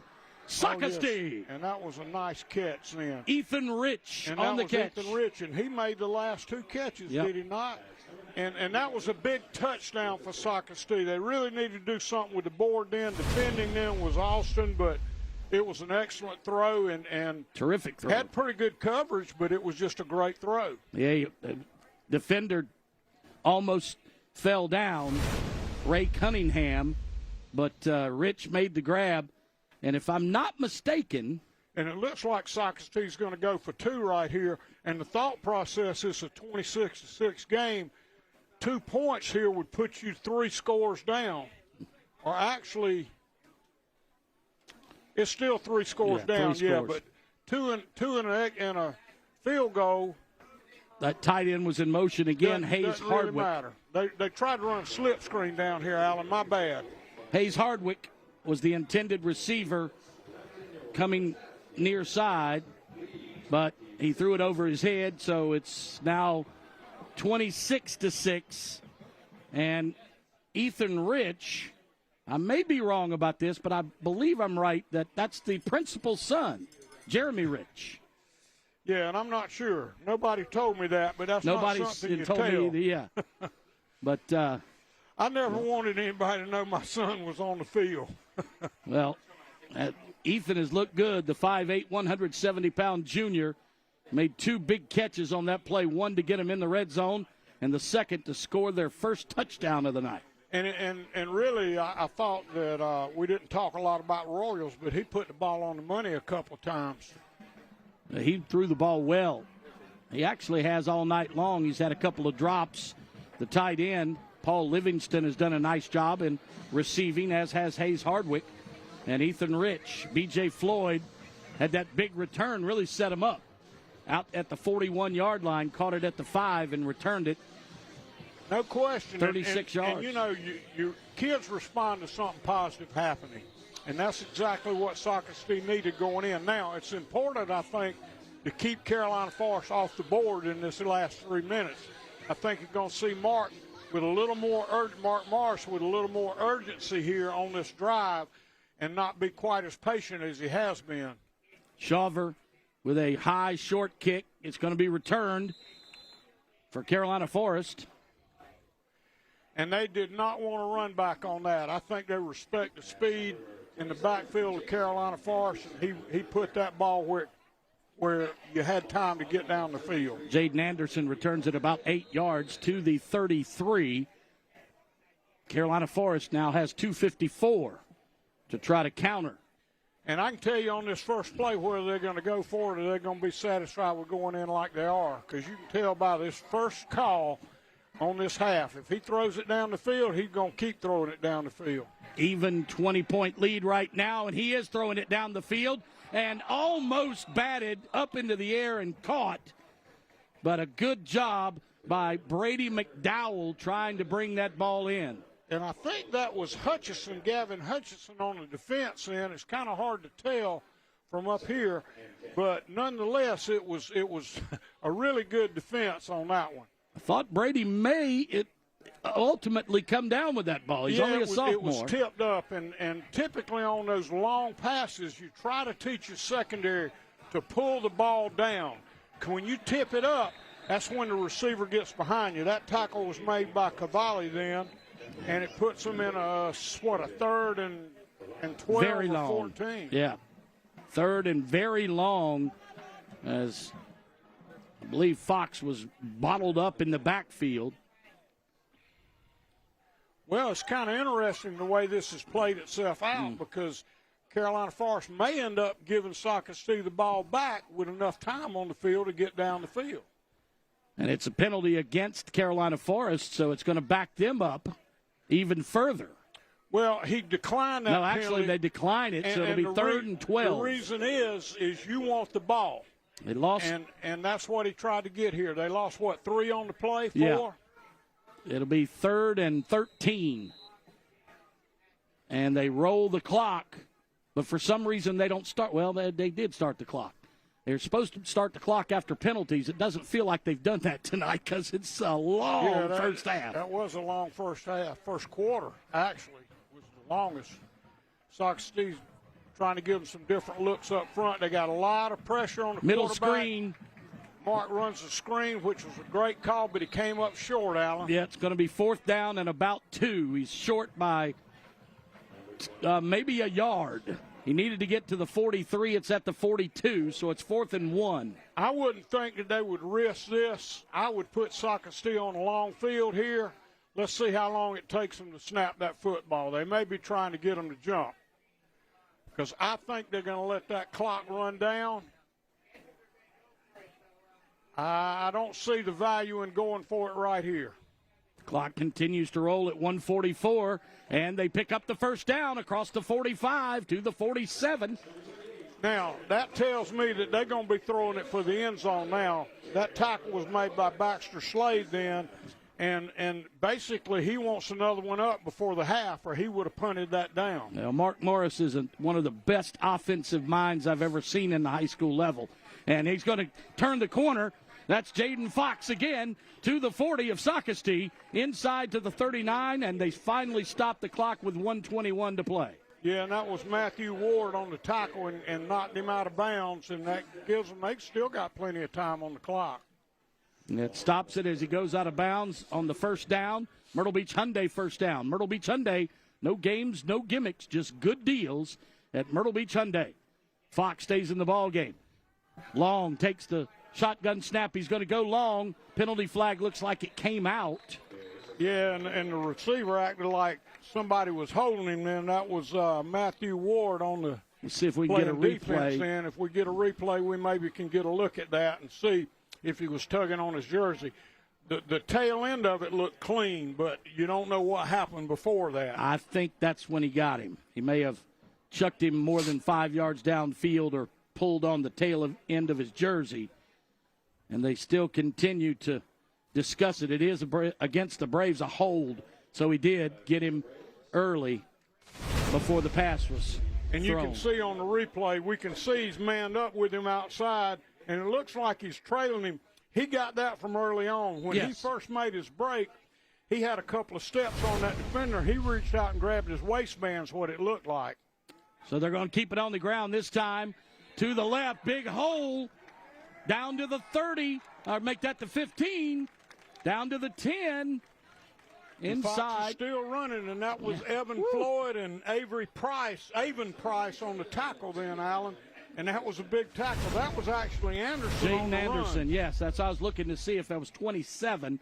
Anderson takes it inside the 9, and Fox replaces him. 1st and goal inside the Robinson Community College red zone. And they're going to try to score before the half runs out, but they need to get up and get moving. That was Cavalli on the tackle then. And, again, it looks like both teams have 2 timeouts, or at least Carolina Forest has 2 timeouts. Both do. Both have 2 timeouts. And the handoff up the middle to Fox, and they may use one right here. He gets it to the 4. He's going to have to use one here, and that was Evan Floyd on the tackle then. And they got 19 and a half with a timeout. They can get 3 plays. So timeout on the field with under 20 seconds to play in the first half, but the ball is going to be flush on the 5-yard line, 2nd down and goal. Yeah, and he's got a, is it 2nd or 3rd, Allen? I think it's 3rd and goal. Kind of hard to see over there, but that is a 3. It is a 3, but that was the first play from scrimmage after the Jaden Anderson first down run. Do you guys have second and goal or first and goal? It's second, I believe. It's second and goal, even though the down marker says 3. I think it's third and goal, but then I'm not a good counter like you, Alan.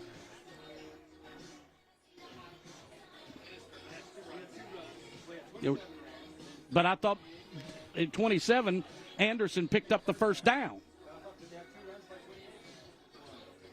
It had 2. My spotter says 2. You saying it's second down? Well, if the down marker says third, I'll say third. Third and goal from the 5. With 19 and a half seconds after the timeout, he's going to throw the crossing pattern, and the catch is made in the end zone for a touchdown.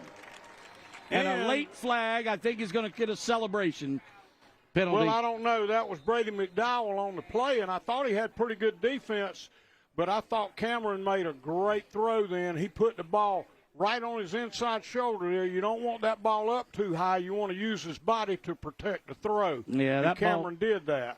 The official threw the flag after the touchdown. It's going to be 6 for Carolina Forest, but then McDowell spiked the football, and it's a celebration penalty that'll probably be. Well, it'll be assessed right here on the kick, I think. I mean, on the. I think it's going to be on the kickoff. They're going to bring in the kicker.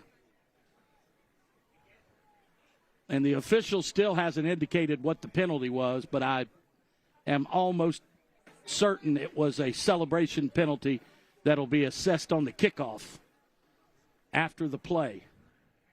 With 15 seconds, here's the kick up and blocked this time. So they missed 3. That was Michael Kegler on the block. And then that's a linebacker. Michael's a linebacker, and he came up through and. Oh, that was the play right there, the touchdown, which was a good. I felt like a good play and a good call. Now watch him spike it. Oh yeah, I see that. That's the celebration penalty right there. Yeah, that was kind of weak celebration, but I'll take it. So they're going to have to kick off from probably their 30, maybe. Well, I think what Carolina Forest proved to us is that they can score at will. Because they really, I was thinking that this stop was going to be important for Socastee, and yet Carolina Forest took it down the field like they had to, not like they wanted to. There's the call by the official. The white hat didn't call this one. One of the judges called it unsportsmanlike conduct, so they're going to kick off from the 25. Yeah, and I think with that, you can get it assessed on the kick or on the kickoff. The problem with the kick, you get a yard and a half, and it's usually not worth that. Well, that would have been against Carolina Forest, so they'd have to back them up to the 17. And I think doing this, they got a chance to run it back and then go for a long one here. So I think that's what we'll see. That's a very short kick, and see if it's going to be fielded. It is. And that's Hayes Hardwick. Hardwick trying to change directions, may cost himself some yards. He will. He's gang tackled back at the 38-yard line. And more importantly, it cost some time, and I see a flag that just came out. It looked like it was on the Socastee sideline, but it's hard to tell. There may have been some pushing going on in there. 6.5 seconds left in the half, so we have to extend it even further. And Kegler, well, you mentioned for Socastee earlier. You know what Kegler is, Coach? No. It's a bowler. My dad was a bowler in the Army, and his email was kegler@gmail.com. I know nothing about bowling other than I can't do it. I can't either. My dad spent 2 years in Germany bowling with lieutenants. Looks like they're going to – this is the Socastee's advantage. It's going to push it down the field, so it had to be a personal foul on Carolina Forest. Just don't know what it was or who it was on. Yeah. Now, Socastee's in an excellent position to throw one down the field. You can see that Mark Morris has 3 defenders on the 15-yard line, and their job here, Alan, is not to intercept the ball. Their job is to pull the ball down. You don't tip it. That's the worst thing you can do with that type of play. As a defender, you're taught to go up and try to get your hand on the ball and pull it down, because that's when you get the Hail Marys, is when balls are tipped up and receivers run them down. Yeah.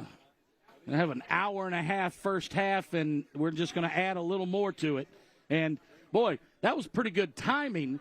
When I mentioned Kegler being a bowler, the ad that came up on the Carolina Forest scoreboard was 8-10 bowling. It's one of their sponsors. What can I say, Alan? You're just a daggone prophet, baby. I must be. All right, let's check some scores. Let's see if they're updated. It still says North Myrtle Beach over Conway 8-0, but I don't know if these scores have been updated or not. Let's try it again. No, because it still says 19-0. Okay, here we go. Update: Myrtle Beach St. James 7-7. And I got one here, 13 left in the half. All right, here's the final play of the first half, likely. Pass across the middle is incomplete, so we'll get one more. Why not? Why not? So North Myrtle Beach now leads Conway 21-14. Waccamaw shutting out Georgetown 20-0. Lake City over Mullins 14-8. Marlboro County flying by Aner 41-0. Carver's Bay shutting out Latta at the half 20-0. You were right, Loris over Dillon, at Dillon, by the way, 16-13. Yeah, it's hard to go into that hole and win a football game, I can tell you that. And after breaking that 60-year run last year, you know that Dillon's going to be upset. So timeout as the clock runs out with 32-6 is your score at halftime. We'll come back with the A&I Fire and Water Restoration halftime report from Carolina Forest. It is the Conway Medical Center Friday Night Rivals presented by Mr. Sparky on CW21. Hurricane season is here, and we're ready to help keep your power on. Don't be left in the dark. Prevent power outages and all kinds of weather with a Briggs & Stratton backup generator. We'll help determine the correct size for your home to keep all of your electrical devices running. So keep your family safe and comfortable with a Briggs & Stratton backup generator today. You don't have to put up with any malarkey. Call 888-8-SPARKY. Robison Community College, your source for higher education and short-term training needs. Offering accounting, basic law enforcement training, cosmetology, criminal justice, cybersecurity, electrical systems, EMS, HVAC, mechatronics, medical office administration, respiratory therapy, radiography, university transfer, artificial intelligence, welding, and more. Online and face-to-face instruction available. Learn more at robison.edu. Aprende inglés gratis en RCC. Want to be ABC 15's next Kidcaster? Any 3rd through 6th grader can be a Weather Authority Kidcaster and help us deliver the weather during the 5 o'clock news.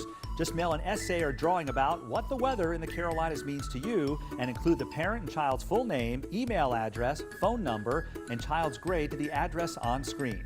Each Tuesday, we'll feature a new Kidcaster. For more information, visit the contest page at WPDE.com. ABC 15's Kidcaster is sponsored by America's Furniture Warehouse. For complete coverage of Coastal Carolina football, trust ABC 15 Sports Director Brandon Dunn is working for you. From the road to Brooks Stadium, get in-depth reporting and highlights. CCU football on ABC 15, brought to you by Conway Medical Center. When ABC 15 Chief Meteorologist Ed Piotrowski hits the road, he's driving electric in the all-new Cadillac Lyric. From birthday drive-bys to community events and school visits, he's bringing the forecast and the fun, powered by Cadillac. After the game, switch over to ABC 15 for the End Zone. All your highlights at 11:20. This is the A&I Fire and Water Restoration halftime report.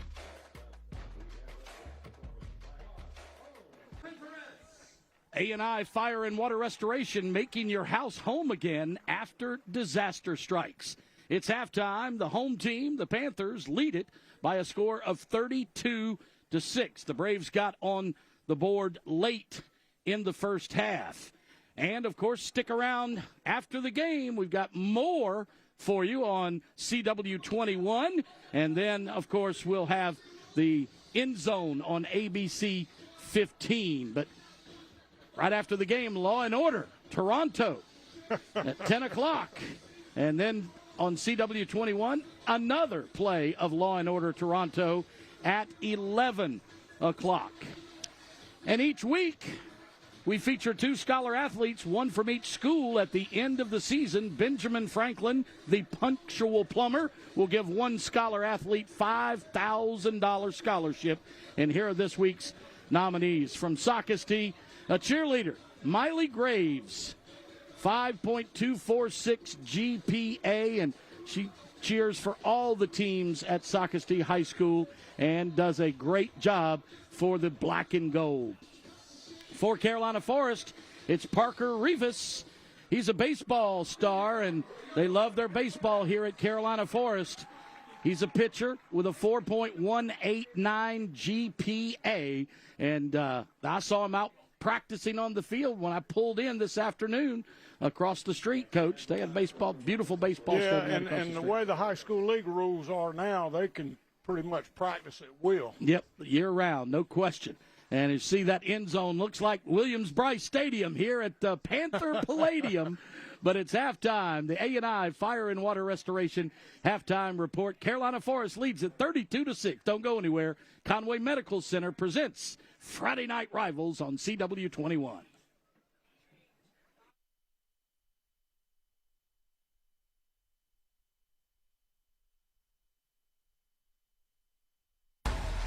This is the A&I Fire and Water Restoration half. DIY? How about DDIY? Don't do it yourself. Leave it to the professionals. Benjamin Franklin is your plumbing expert. We can take the hassle out of your home's plumbing. We can handle whole house repipes, unclogging your drains, installing water heaters, and help with any natural gas or inspections. And we're always there for you 24 hours a day.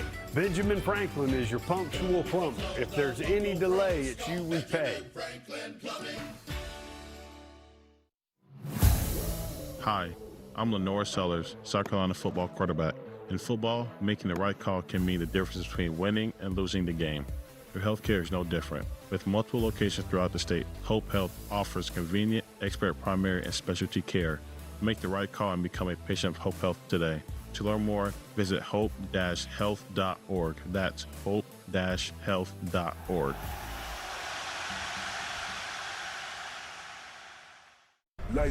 Urban Meyer built college football dynasties. Football is a way of life. Mark Ingram II ran his way to a Heisman. I'm gonna do the rest of the show with this thing. Rob Stone calls it like he sees it. This is the Triple Option, where legends tackle the biggest headlines in college football and the NFL with guests who don't hold back. You're not winning with that owner. Wow. It's football talk that hits harder than game day. The Triple Option, presented by Wendy's, wherever you get your podcasts. This hurricane season, make ABC 15 News and the Weather Authority team a part of your plan. Trust Ed Piotrowski and the area's most experienced team of meteorologists to keep you ahead of the storm. This season, ABC 15 Sports has added a little help to ensure that the End Zone remains the #1 football show on Friday night. Who shot these highlights? Catch the End Zone every Friday night starting at 11:20. A&I Fire and Water Restoration halftime report. Hello, CMC Orthopedic is a major sponsor of Friday Night Rivals. Dr. Phil Sussman joins us now. He is an orthopedic surgeon and just joined the practice. I know this is a big opportunity for a lot of people around here. If they have any kind of surgery needs, what is it they need to do to come see you? So I actually cover some of the high school football games. So if someone gets injured, a lot of times I'll have them follow up with me in clinic. And then, if they potentially need surgery, they'll already be linked up with me. But if one of the other non-operative sports docs or trainers sees an injured player, we can always get them in with the non-op sports doc or walk-ins to my clinic, as well as just getting them into an appointment. And then if they potentially need surgery, they're already linked up with me. So the non-ops do a really good job of referring any surgical patients to me as well. But we have just really good communication between all of us, both the surgeons, non-ops, and the athletic trainers. Welcome aboard. Welcome to Conway. Thank you. Appreciate it.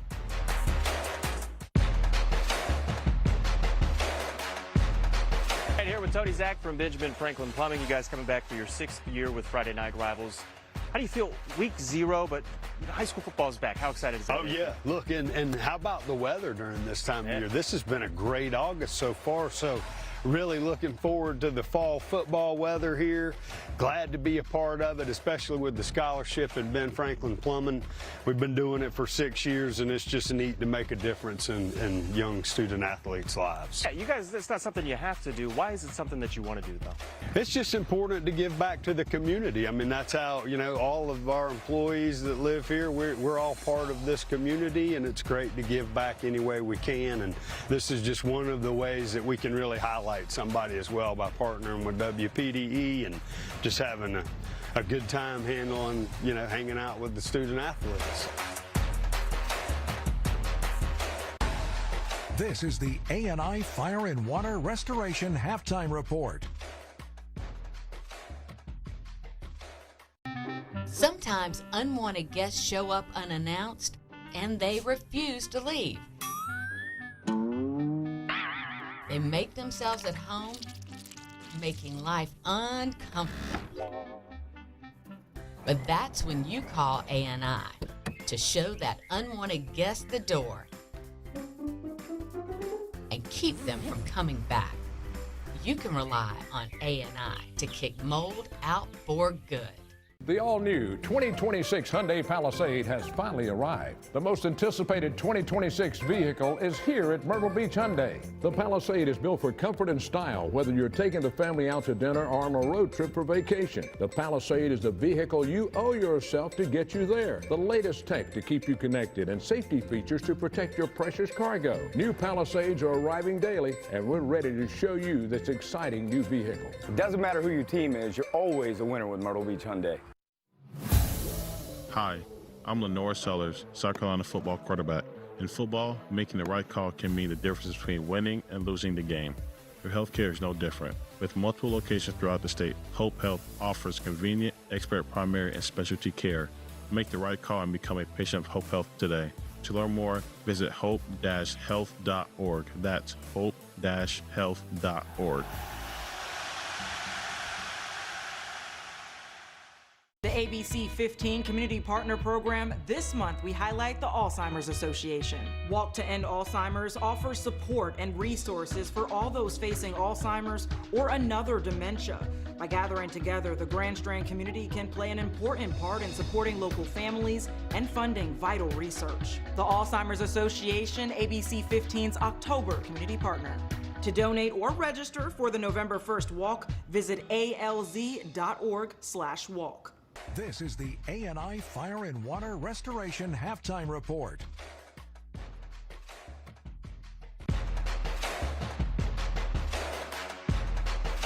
Here with Todd Setzer from A&I. Thank you for joining us. 6 years together putting on this show, helping put on this show for Friday Night Rivals. Why is this something that you like to be a part of? A&I Fire and Water Restoration been engaged in this community for 51 years, and so this is kind of a natural fit for us. And who doesn't love high school football? So I know the kids are back in school now, and so in the markets that we service, and so we're just happy to be a part of it, and so ready for Friday night to see the guys back on the football field and showcasing all their skills and their abilities. Yeah, 51 years in the community. You guys are certainly well known, but you also know more people moving here every day. You see the houses going up, so if people are unfamiliar, talk a little bit about what you guys do. So we're a fire and water restoration company, so anything disaster restoration, and so mainly insurance restoration work. And so 24/7 company, anything they would ever need for their home or their business, we can take care of it for us. And you can find us at our website, www.ai-restoration.com, or you can call us anytime, 24/7, 843-448-8485. The best Thursday night lights and Friday night Rivals highlights from across the country. And he just, are you kidding? What just happened? Flipped out of his hands, and it's a touchdown for Jaden Pierce. Oh my goodness. Here's nothing. He's going to take a shot for the end zone. Running under it, making the catch. What a catch by Cade Mitchell.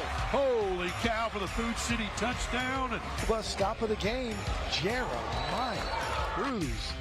He had a few of those tonight. Jeremiah laying the wood. 250 yards passing. Now he wants to take a shot. Looking to hang this one up for Gardner, and he drops it to him, and Gardner makes a move at the 35. Gardner's still on his feet. Gardner's got 3 touchdowns tonight. Senior's got 5. Polka fires. Ball is intercepted by the Rams. It's Mason Wydra with the pick. And here comes the Rams the other way on the turn. Here he goes, right side of the field. Wydra with some blockers. Wydra on the return of the interception. He's all the way down to the 10, the 5. Wydra returns it for the score. Mason Wydra. Receiver in motion. He will roll right, under pressure, still on his feet, trying to find somebody downfield. He's in trouble. He'll throw it to the back of the end zone. A receiver's wide open. Touchdown, McQueen!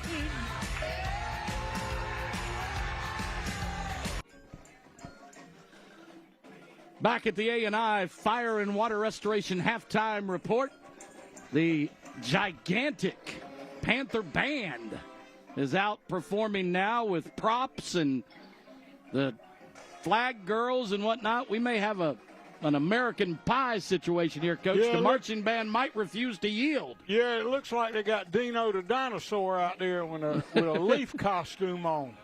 Here we go for tomorrow on ABC 15. It's all ABC SEC all day long. Kentucky, Georgia at noon. Vanderbilt, Alabama, and you know the Tide is going to roll over Vanderbilt because come on, Alan, give me a break. It's a payback game because Vanderbilt got them last year, and then of course the bottom of the evening is going to be the big one. Can't wait for that one, Miami and Florida State. All right, it's time for our halftime highlights, Coach. Let's take a look at mostly Carolina Forest in the first half. Yes, it was, and Socastee had their spurts, but here goes Long going over the top. First play of the game. The first play of the game, and I think it took all of about 8 to 12 seconds. And then here we got Socastee. I think we've got the that was the biggest play for them. That was their biggest play from scrimmage, even though they didn't score. Didn't get any points out of it later. Yeah. And then you can see here, I think the run, this was should have been a catch. It should have been a touchdown and a catch, and I hope we got this on film where we had that one-handed catch. I thought that was a great play by Socastee receiver.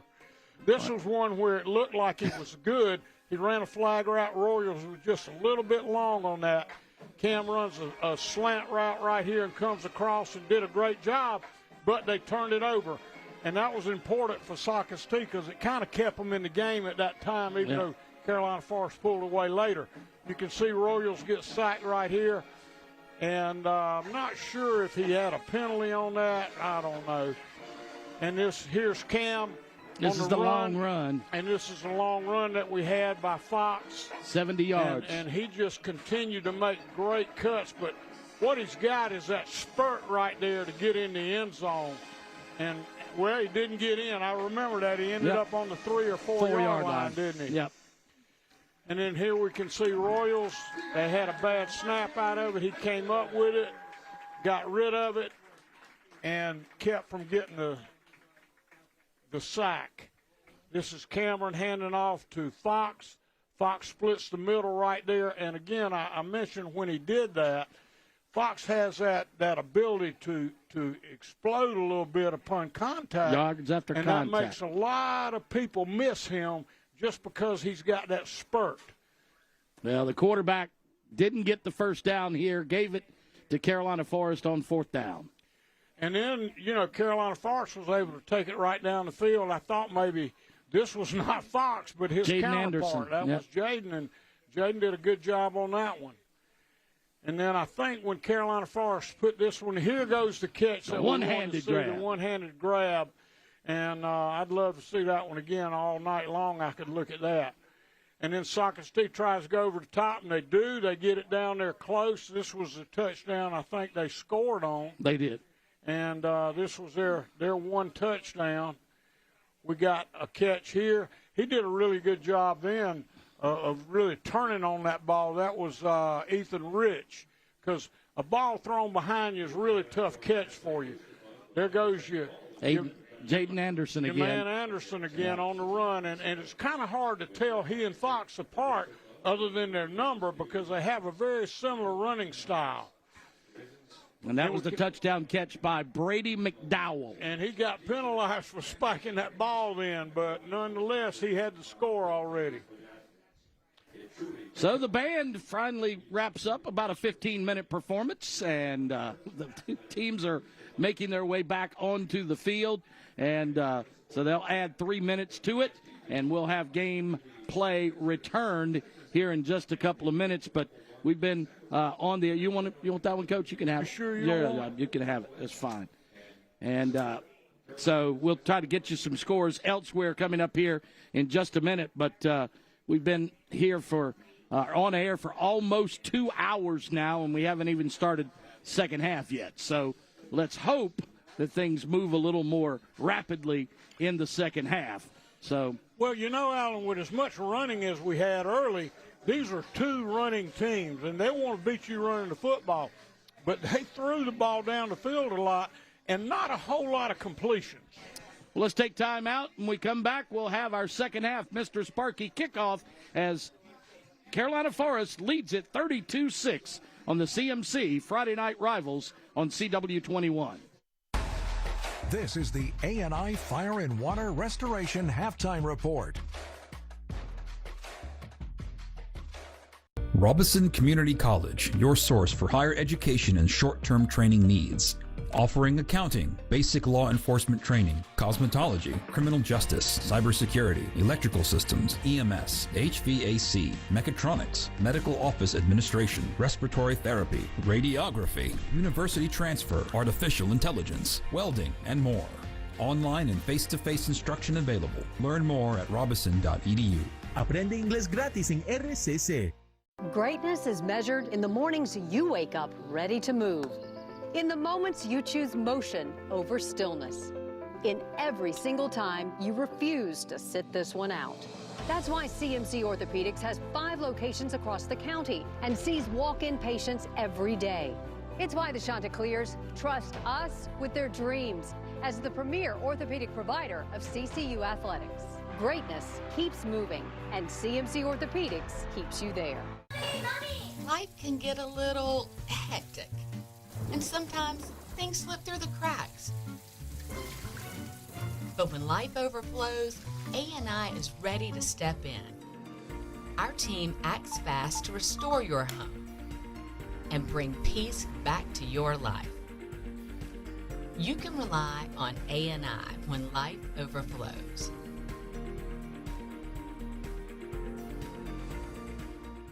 For the last 15 years, I've been doing the Hyundai commercials because I believe in Hyundai. You may see announcers doing other car commercials, but not me. Hyundai is my car.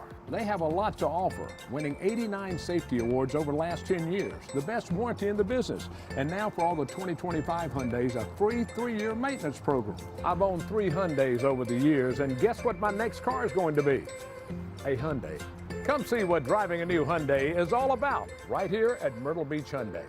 After the game, switch over to ABC 15 for the End Zone. All your highlights at 11:20. Back for second half action on the Conway Medical Center Friday Night Rivals, presented by Mr. Sparky. Mr. Sparky is America's on-time electrician, and they sponsor our second half kickoff by the Braves. It's Matthew Shawver. Shawver, just his second kickoff tonight, because remember, Carolina Forest kicked off to start the game, right? Got the onside kick and then scored on the first play from scrimmage. And so they'll get it first in the second half again if they pick this one up. They finally do around the 15, get it out to the 24. It'll be 1st and 10 for the Panthers right there, and Cameron Long will bring his offense back out. Yeah, and that was an excellent kick for Socastee standpoint, because anytime you pin them inside the 30, you consider that a good kick. So 1st and 10 at the 24. And we'll see, you know, again, Carolina Forest wants to run the football. They want to control the clock. But they put it up in the air more than I had expected in the first half. Yeah. And as I said to Coach earlier, I said every time I looked at the clock, it was stopped. And hopefully it will run more regularly in the second half. Twin receivers to the right. And they hand off to Fox off tackle right. There was a big hole there for a second, but it closed up in a hurry. Yeah, and I think both linebackers, Coach will tell you his two linebackers are the key to his defense, and those tackles were made by both Kegler and Cavalli then, and they've kind of been the bulk of their defense They're good most ones. of this game. 2nd and 7 after a 2.5-yard pickup. Across the 25 to the 27. And a man in motion left. They're going to do it on the jet sweep. They hand it off to the back coming around. And that is Caden Cole. Yeah, Cole is going to pick up the Myrtle Beach Hyundai first down. And Cavalli ran him out of bounds after the first down. And that was just a jet sweep, as you said, and they're just trying to work the width of the field and get outside of it because they've struggled a little bit getting up the gut. Jet sweep picks up 11 and moves the football out to the 36. Yeah, it's about time for a counter. They've run 2 plays and not had a counter, so I expect one right here on first down. See, the clock is stopped again. Why is the clock stopped? Because he ran him out of bounds then. Okay. He did run him out of bounds. He did. Oh, I didn't know he ran out of bounds. All right, give to Fox, and he's out of bounds again, so we'll see it stopped again with 11:30. So Fox gains 3 more, so 6 yards here in the first half to his credit. And Avon Price is the one that knocked him out of bounds. And they've been wide on the last 2. They came up the gut on the first down, the first series, and then have been wide on these 2. So Jalen Burton, Jaden Thomas, and Evan Floyd up front are forcing Fox outside, and the linebackers are doing a good job getting him out of bounds. And they're having to stretch the field a little bit. Those inside linebackers are pretty good football players. And it's taken a ton of time to get the play in. Quarterback will roll to his right now, looking downfield, throws on the run, pass is caught at the 45. He breaks a tackle at the 40, 30, 20, 15, 10, 5, touchdown. Yeah, and you know the defensive back, that was Brady McDowell on the catch and run. 61-yard touchdown. And the defensive back had an opportunity here to make the play on that ball. But what you got to do, you got to use your left hand in that situation to secure the receiver. Hayes Hardwick tried to knock it down, but he couldn't. And once it was in the hands of McDowell, he took it 61 yards to the shack. Yeah, and he did a great job of accelerating with that ball then. That's how you run with the ball in your hand. Extends the lead. High snap on the kick, and it's blocked again. Second straight blocked extra point by the Braves. Well, I tell you, we've had a lot of extra points not made tonight. That was blocked in, it looked like, by Javon Graham. So but 38-6. It would be interesting to know how many made. I think we've only had 2 made extra points and tonight. I think 5 misses. Yeah. So no wonder when I was talking with the coaches, they wanted to talk much about the kicking game. Carolina Forest has got 2 pretty good ones in Max Wynn and Keon Yan, but not tonight. And Johan Carrera also kicks for them. So, but on to kickoff is, I believe, Keon Yan. I'm getting all these foreign names mixed up. I'm just an old Southern boy. I don't know if we claim you. You're actually from West Virginia, if I'm not mistaken. No, Greensboro, North Carolina. Keon Yan kicks it high and short. Somebody better receive it. They do. That's Hayes Hardwick, and Hardwick gets pulled down from behind. Yeah, it looked like somebody got him by the neck. Woo. That was a nice tackle. Number 44. Yeah, that was Fernandez, linebacker. Or no, a defensive lineman. Defensive lineman, the senior. Fernandez stops the kickoff return right at the 40. No, make it the 36-yard line. Kind of a halfway horse collar, but he didn't grab him from the shirt tail from behind. Change of possession. He stopped him cold in his tracks. He certainly did, and that's a Mr. Sparky kickoff. And now a Myrtle Beach Hyundai first down for the Braves. Christian Royals brings his team back out. 4-man front for Carolina Forest. Inside zone, it doesn't look like it's going anywhere. And that's a backup tailback for Socastee, too. That's Braden DePalma. And De Palma carries for maybe a yard. We'll give him credit for 2. Call it 2nd and 8. And that was Jaden Austin, the strong safety, up on the tackle then. And those defensive backs are getting pretty heavy in the box. Yeah, they're bringing an extra man up now. It looks like they're going to blitz. They do. It's picked up, but they go deep. Single coverage. Hits him in the hands, but it's incomplete. Pass was intended for B.J. Floyd. Yeah, and that was Jalen Alicia, and he had pretty good coverage on it, and he was stride for stride, but I think the receiver still had an opportunity to make that play. Yeah, it's just and you can see right here, they're going to show the replay on it, but the coverage isn't bad. The ball was well thrown. He had to come inside to try to get it, though, but he should have caught that. That was right in his hands. It was catchable. Yeah. It'll be 3rd down and 8. After the incomplete pass, we played 1 minute and 28 seconds, and Carolina Forest has a score. Socastee's going to pick up a Myrtle Beach Hyundai first down and a whole lot more. Run out of bounds. Stop the clock again at the 44. Yeah, and that was all Royals Christian in. He looked down Royals. the field, didn't like what he saw, and he basically brought it up the gut and popped it outside of the defensive ends or inside of the defensive ends. And that's in positive territory now at the 44 for Socastee.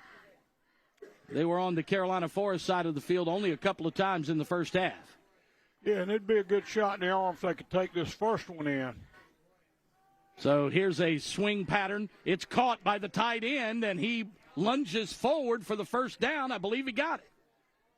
Yeah, it's going to be close. This kind of depends on where he decides to spot this. It looks a little bit short. A&I Fire and Water Restoration replay, Livingston, and they are going to mark him a half-yard short. Yeah, he just ran basically Livingston ran an out route, and he put it on the numbers.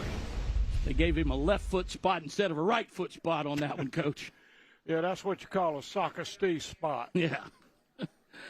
So Carolina Forest on 2nd down and less than 1 inside their 35. Socastee scrimmages, and they hand off to De Palma, and De Palma, I don't know if he got it or not. I think he lost a spot. There wasn't much room in there at all, and of course, those are the ones you want to get because you certainly don't want to be in a 4th and long down, or 4th and short down here, but they still got it down to get it. Yeah, but they hadn't run a whole lot up between the tackles tonight. That was Johnson on the tackle then, big 99. He's made several plays in there. Still De Palma in the backfield. They're going to play action it, and he's got a man. Single coverage again. Pass is caught. He lunges for the end zone. Did he get it? They haven't signaled yet. No, they're going to say out of bounds at the 2, maybe the 3-yard line. Yeah, he put that one on the money. I thought it may have been a little wide. Dropped it in the bucket. He was able to get it in there. And I kind of felt like right here they were going to try to get that first down, and I think maybe Carolina Forest felt that way too. Yeah, you can see where he stepped out. That was a good call by the official. At the 3-yard line, 1st and goal inside the Robinson Community College red zone. It's 1st and goal from the 3, and he may have lost a yard back to the 4. Yeah, and that was the entire defensive front on that stop. That was a combination of Cunningham, Johnson, Hanley, and Shook. You know what, Coach? Remember back early in the first half, London Wilder went down after a big gain, and he hadn't come back since. Well, I haven't noticed that he wasn't in there, but you're right. It's either been David Cavalli or Brandon De Palma. De Palma's the single setback right now. He's got B.J. Floyd wide to the right. And they got to get this one in the end zone to have a chance in this game. And the quarterback fakes the jet sweep, takes it himself up in the Q counter, and he is in for a touchdown. Yep, and they needed that one in a bad way, particularly open this half up. Give them a little bit of confidence. I think they feel like they can compete. Christian Royals on the touchdown after faking the give to Paul Livingston. The Q counter takes it off tackle left, and he punches it in the house. They're going to go for 2 again. So well, they really have to here, and they may end up going for 2 this far out or from this point forward. Yeah. 38-12. Both teams have scored touchdowns here in the third quarter, and we haven't even played 4 minutes yet. Livingston in motion, and they're looking to throw it to him, and he had it for a second, but when his feet hit the ground, the ball popped out. And a timeout on the field. We'll take it with them. 38-12 is your score when we come back to the Conway Medical Center. Friday Night Rivals on CW21.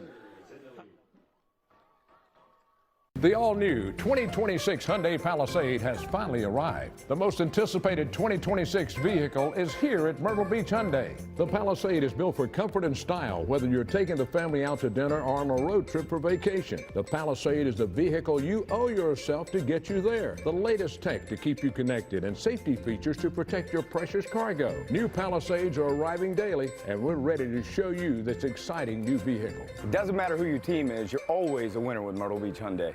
Heroes and Villains, the art of the Disney costume, created by the Walt Disney Archives, is now open at the South Carolina State Museum. Featuring 70 costumes from your favorite Disney films, this exhibition explores nearly 6 decades of film and television production at the Walt Disney Company. See costumes worn by Angelina Jolie and many more.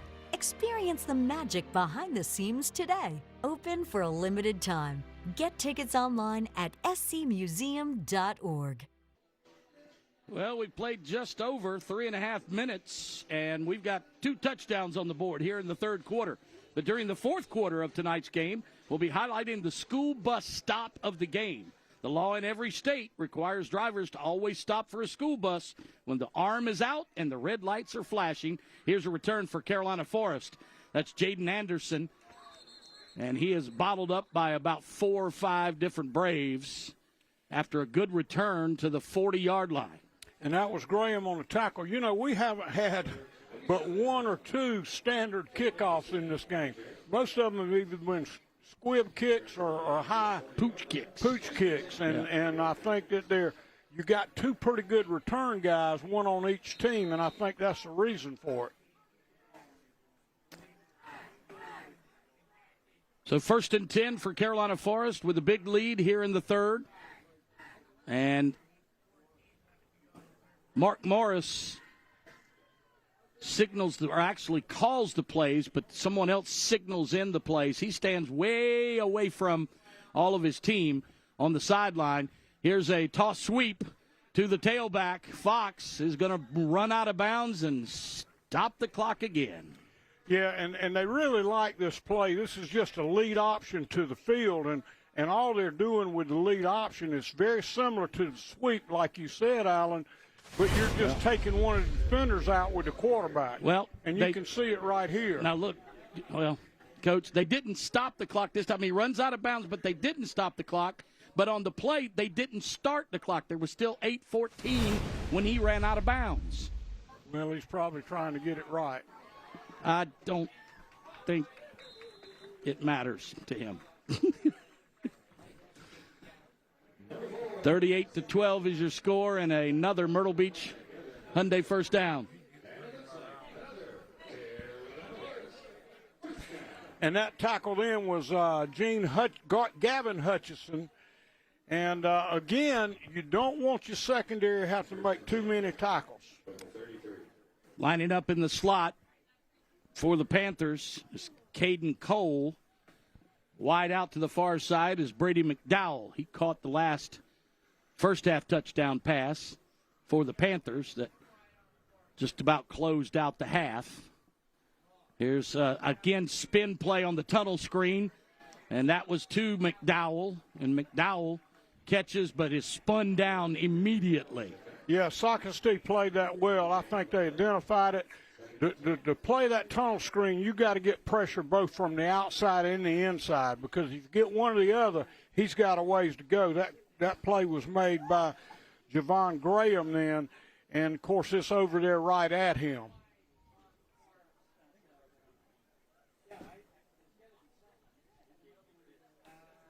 Twin receivers to the right, one to the left, single setback, offset to the right. Make that the left. Now the tight end will go right. Here's the shotgun sweep. They give it to Jaden Anderson. Anderson trying to spin away from the tackle, but he's going to lose even more yardage. Yeah, he'd have been better off going down at the line of scrimmage. Noah Slade on the tackle that initiated that tackle, and yet he had several come up and help him. You can see here, it looks like he he was doomed from the get-go, and he tried to get loose, but everybody got a little bit of that one. We had 4 people on that tackle then. And a 4-yard loss on the play makes it 3rd and 14. So they're going to split 4 wide receivers. And I'll tell you the other thing, Alan, when you go in at the half and you've done pretty well offensively, it's kind of hard to get your kids to keep that edge coming back out. And so they're going to have to kind of grab it.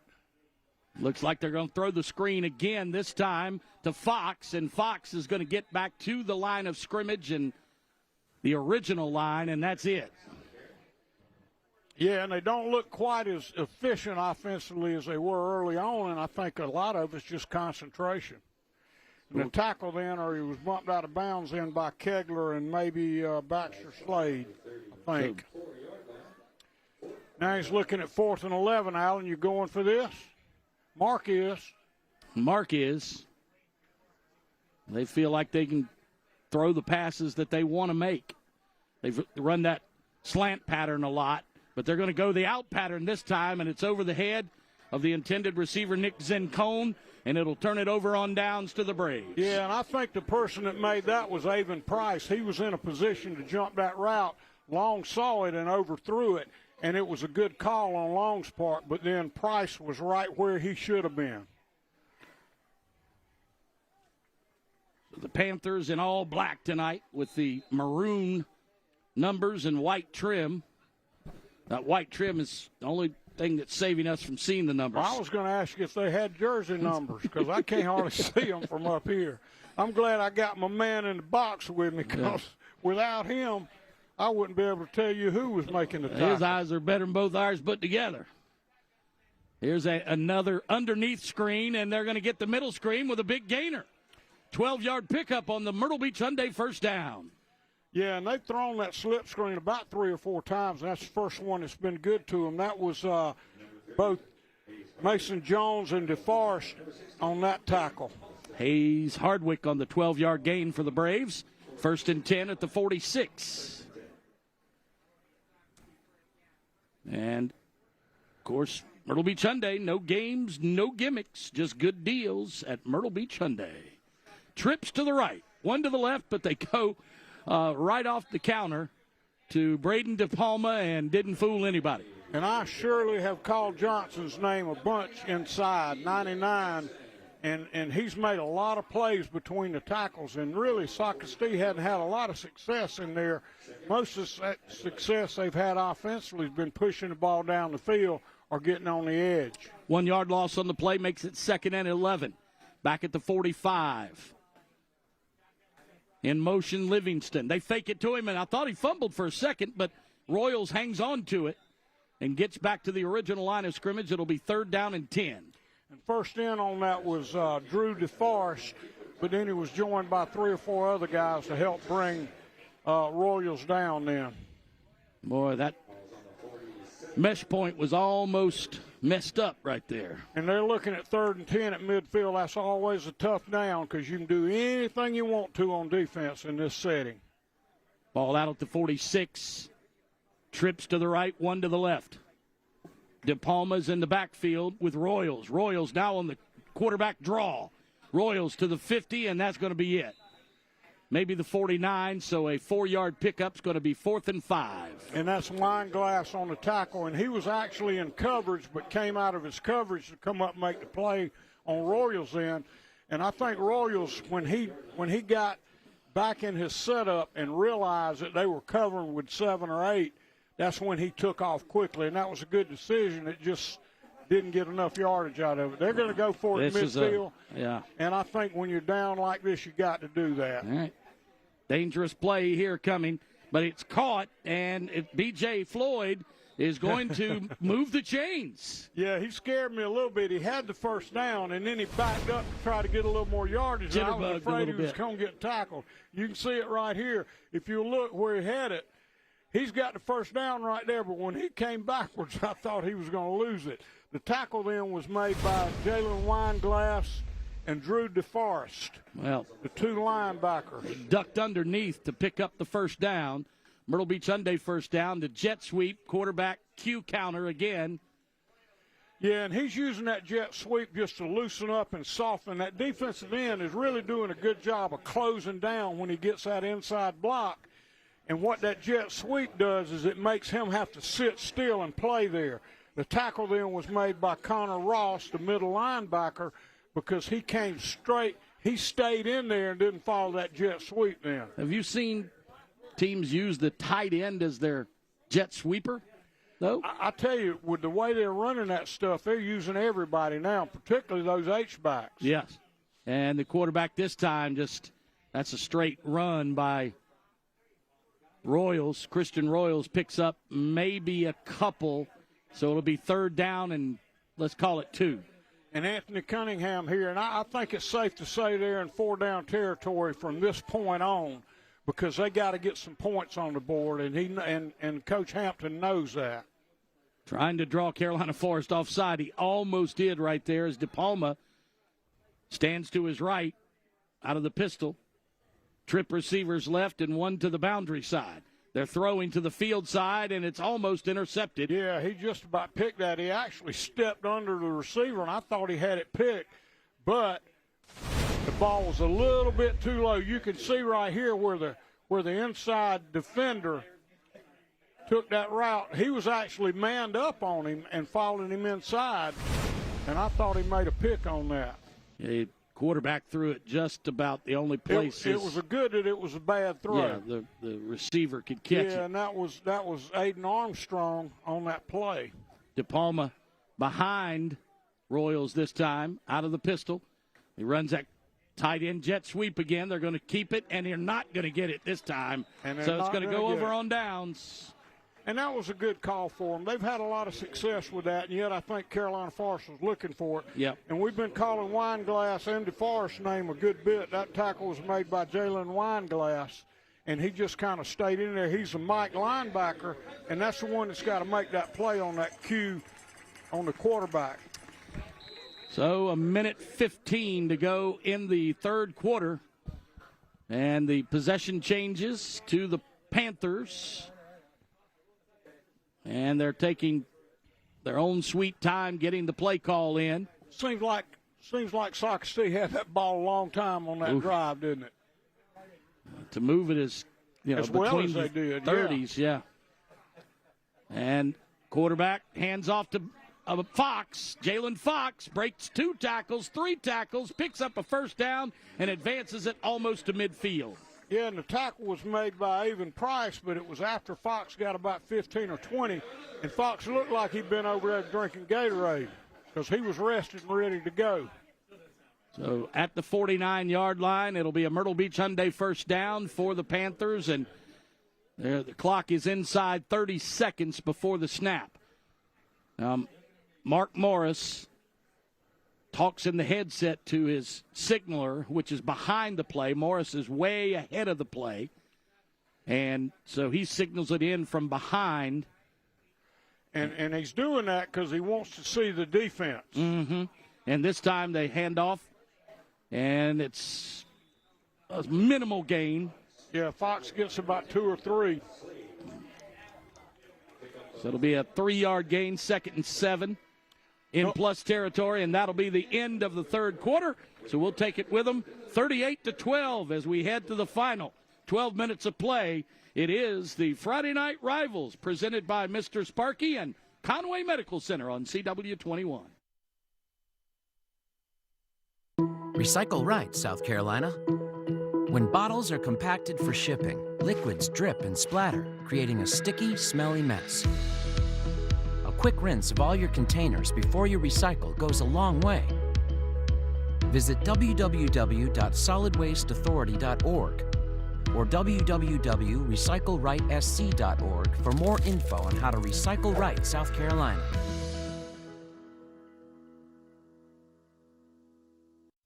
At HTC, we're here to keep you connected, here to help you work and play better from home.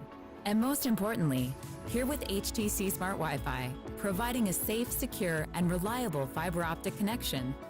We're HTC, and we're here for you, so you can be there for all of life's best moments.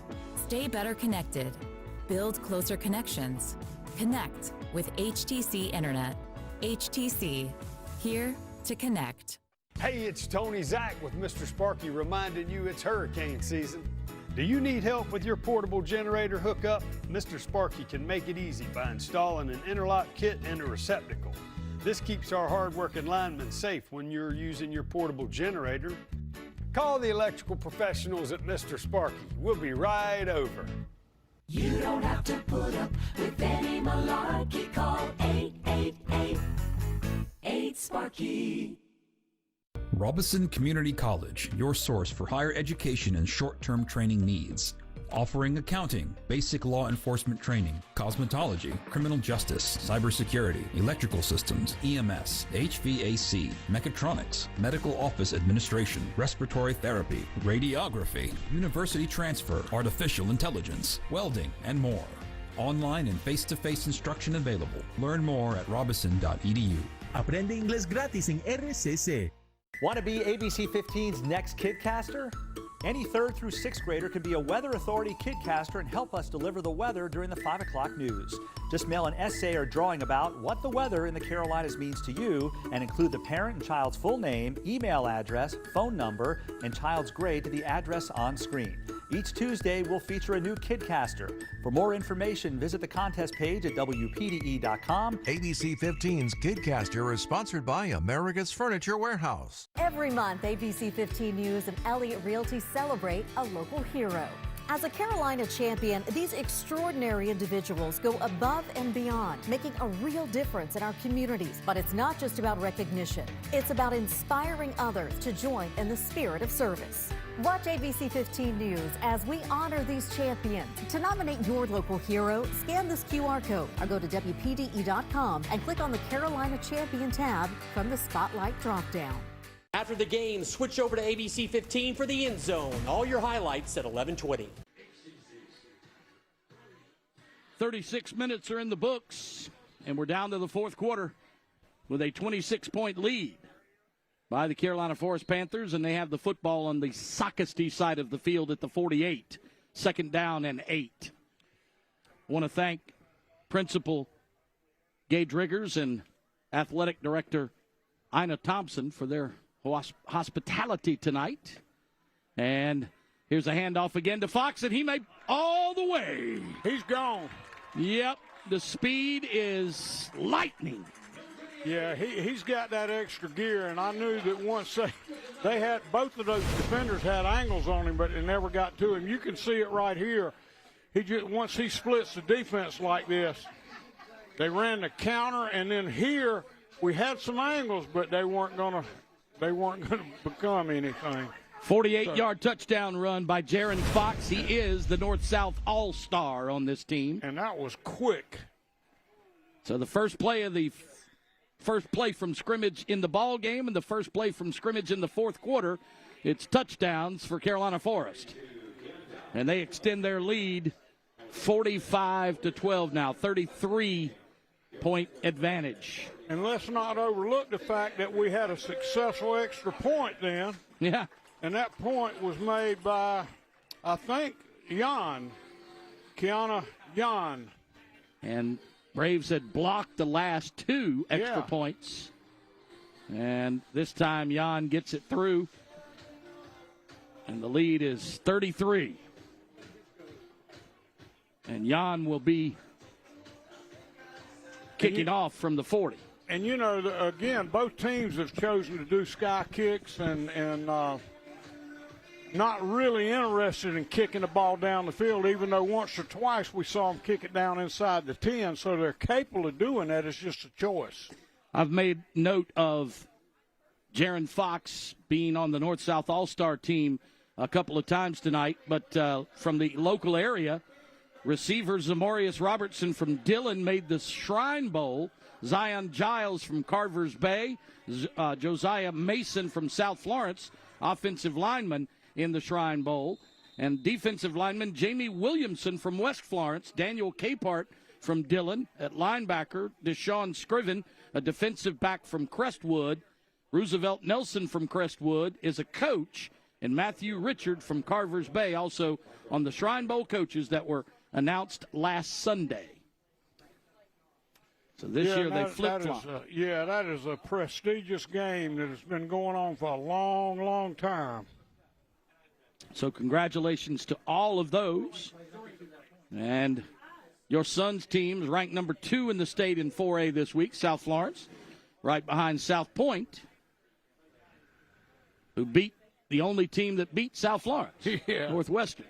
And a Q counter again after the fake handoff to the tight end. They've run that pretty much 5, 6, or 7 times in a row. They've gotten more mileage out of it, and what they're trying to do with that is displace those linebackers. They're trying to get those linebackers to just take a false step, and that allows the lineman to get in there and pin them. If he hands it off one time, he might pick up big yardage. Yeah, he might. That was Fernandez on the tackle then. Only a half-yard gain on the play, 2nd down and 9. Just outside the 25.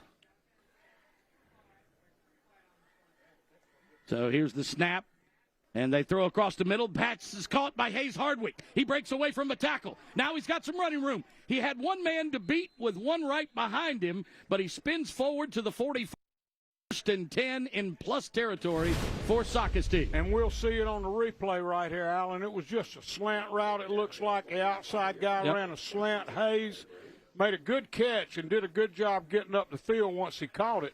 Had some trouble tackling him in the secondary because he's pretty quick. And that tackle was made by Huggins, number 35, after a couple of people missed it. Yeah, if Darius doesn't make that catch, he may still be running. Or Darius doesn't make that grab. Yeah, the grab. The grab of the receiver. Hayes Hardwick is quick. Yeah, and that tackle was by Fernandez in. And Braden Fernandez has been called, Braylon Fernandez, his name's been called a good bit in the second half especially. 3-yard gain. And you see a good picture of the lineman right here, and those guys are pretty husky. So the big front for Socastee out of the pistol. He's got DePalma to his right. He fakes it to him, throws an out, and a good defensive play by Carolina Forest. Boy, I tell you what, Alicia did a great job jumping on that ball then. I thought that he was able to get around it, but he came over the outside of the receiver, which made it a tough play. He was able to get his hand on it, but not pick it. 3rd down and 7 for Socastee. And they'll send 3 receivers to the near side left. 1 to the far side right. DePalma offset to the left. Again, a 2-step drop, fire downfield. It's caught by Hayes Hardwick again. He takes the bump and then goes down on the 2nd tackle. Yeah, and that was Connor Ross on the tackle, but I'm impressed with Hayes because he doesn't mind taking one in traffic. And he was in traffic then and went up and extended himself for that football. We can see it on the replay. Royals pinpointed the ball. Hayes goes up and takes it, knows he's getting a lick, but he's got really good balance and came off of that and got another yard or 2. Hung on to it, and Christian Royals has been throwing some good balls tonight. He really has been pinpointing. He's got a man in motion, but he hands off to DePalma, and DePalma carries across the 20 into the Robinson Community College red zone. Actually, that was David Kovali. Yeah, and they're just trying to give him some eye candy then. That tackle was made by both Jason Smith, and Darius Huggins. David Cavalli stays in the ball game, and he's got Livingston to the left, along with Hayes Hardwick to the left, and twin receivers to the right. Now Livingston goes in motion. They're looking for him, but they're going to go deep. Single coverage into the end zone, and flags are down. It's either going to be a touchdown or a PI.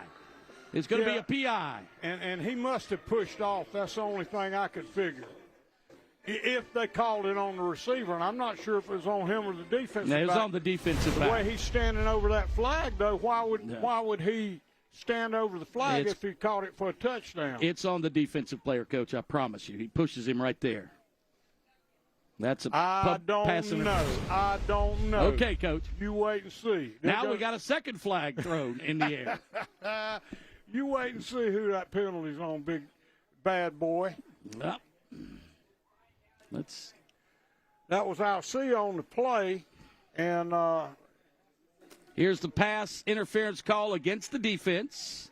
And then we had a late penalty flag. Let's see what that one's what about. Was that? But Maybe that was just a sideline warning or something. Yeah, I stand corrected on that, Alan. You are the cat's meow. Well, I knew it was either going to be he was going to catch it for a touchdown or it was going to be called a pass interference. Did he not make that catch? No, it bounced out of bounds. Okay. Yeah. No, he dropped it at the very end. And in motion is the H-back. And the quarterback on a Q counter and didn't fool anybody. Yeah, that looked like it looked off. It doesn't look like the fake was good. That tackle was made by Matthew Shook then from the defensive end position, but something looked off on that play. Ball will, nose of the football will touch the 10, and it'll be 2nd and goal from right there on about a half-yard loss on the play inside the Robinson Community College red zone, looking for another Hope Health touchdown. And Socastee has had some pretty good yardage and moved the ball well here in the second half, but they got so far behind earlier, it's tough. Here come the blitz, and Royals just had to get rid of it, so he sailed it out of bounds. He had to get rid of the ball. He tried to put it up to his tall receiver there, and that was Alcia on the defense then. It was a cover guy. And I think Royals did the best thing he could with the football then because he was getting ready to go down with a sack, and you don't want to give up any yardage down here. So it'll be 3rd down and goal from the 10.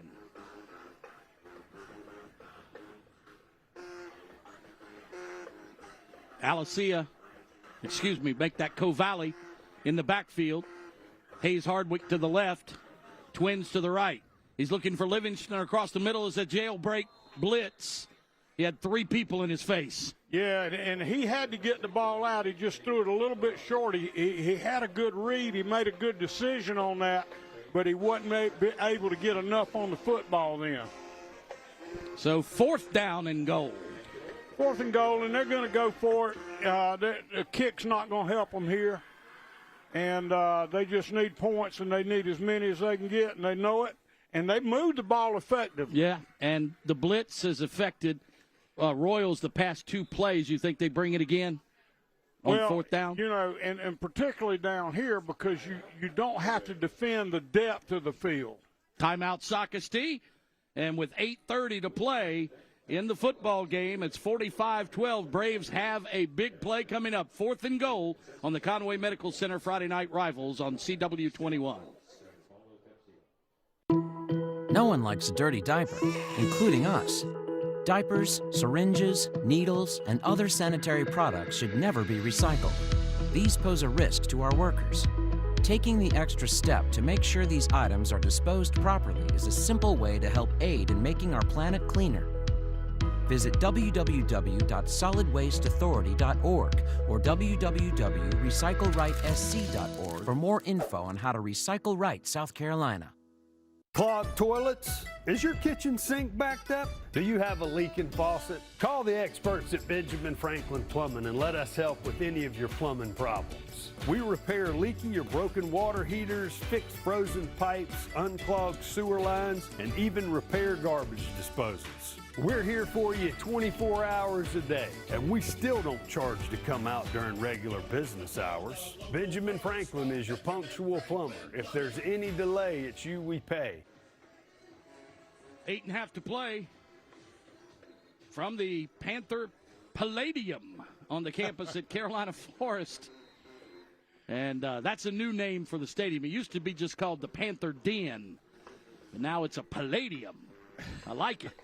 All right, 4th and 10, and they took off too early. Hayes Hardwick, that's going to back them up 5 more. Yeah, they're going, and that's a tough place to get it down there because yardage is so hard to get down there when you get condensed. I'll bet you he knew he was going to be the man to get the ball, too. he was excited. He took off like he was getting the football. He got shot out of a gun.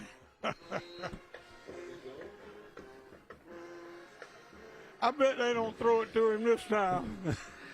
No, that's his punishment. I'd throw that, jump ball. Well, he's been catching it. I'd give it to him. What about the jump ball, the 6'3" tight end, Coach? Yeah. In the end zone, because they got to get it in the end zone. And the quarterback is going to run it. And he's going to have to keep running it because he's across the line of scrimmage now, and he's knocked out of bounds on 4th. So it'll turn it over on downs deep inside Panther territory. And I think here that was Roman Fisher that knocked him out of bounds in, and also Darius Huggins. So and I think what you're going to see now, I think you're going to see Carolina Forest just taking care of the football and trying to get what they can, letting this game end itself. And we'll check on some scores for you here in just a second, if I can get my phone to cooperate. Carolina Forest with 8:18 to go. Probably won't see him put it up too much more, do you think, Coach? Well, they throw a tunnel screen on the first one, or a little slip screen, and it's going to pick up a Myrtle Beach Hyundai first down outside the 20 at the 22. Well, he wanted to get out of that end zone, and that's a pretty safe place. It's really not a bad place to do that. You had Dominique Baxter-Slade on that play then. And let's see if our score stream is updated. Myrtle Beach leading St. James now 16-7. North Myrtle Beach and Conway are tied at 21. Waccamaw, 3 touchdowns up on Georgetown. Dillon and Loris, a 1-point game with the Lions in front. And here's the tailback. Looks like Jaron Fox. No, Jaden Anderson. And he's going to carry. Yeah, and that's Kegler on the tackle then. And I would expect that you're going to see some different faces maybe on on Carolina Forest part. That's an 8-yard pickup, so 2nd down and 2 for Anderson. South Florence is up on Darlington 57-6 as a final. Yeah. Ashley Ridge up on Fort D 21-7. Twin receivers to the top of your screen, one to the bottom. And the guards pull, and they give it off up the middle, and a hole again. First down for Carolina Forest. That's Jaden Anderson. He's toting the mail on this drive. 2 first downs picked up. And I thought he was just about to make a cut that I thought was going to get him out, but somebody got him from behind. The tackle then was Baxter Slade. He's the one that came up with the play.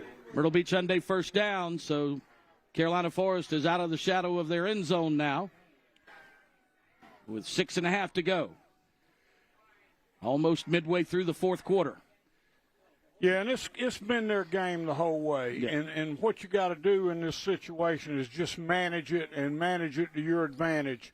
And I think Mark Morris is doing a great job of that right now. They stopped the play before it snapped, so flag down. But, yeah, they set the tone from the opening kickoff when they got the onside kick, and it was a inadvertent onside kick. That's a substitution penalty against Carolina Forest, backs them up 5. Yeah, and you're going to see that because they're trying to get kids in the game. They're trying to play. Some kids don't get to play a whole lot, and some of them are going to run out there you don't even tell to run out there. Right. 1st and 15. And a quarterback keeps it himself this time on the Q counter, and he's going to gain some major yards, about 9 to be exact. So it'll be 3rd down, make it 2nd down, and about 6. Noah Slade on the tackle, and I think that was Kellner on the run then. Yeah. And he did a good job sticking it up in there. Pretty athletic run out of him. Kept his pads low and kept his feet moving the entire time. Yeah, backup quarterback Matthew Kellner, a 5'8", 155-pound junior, into the ball game for the first time. I like the way he secured the ball. He had it tucked in there and had the tip up, had it covered up. He threw for 3 scores last week against Southside Christian when they blew out the upstate team 54-13. They hand off up the middle this time, and more major yardage for a first down. Jaden Anderson, but he's gang tackled by a bunch of Socastee Braves. Yeah, he had about 6 in on him then. I think the Gavin Hutchinson secured the tackle, but then 4 or 5 other guys came in and helped him out.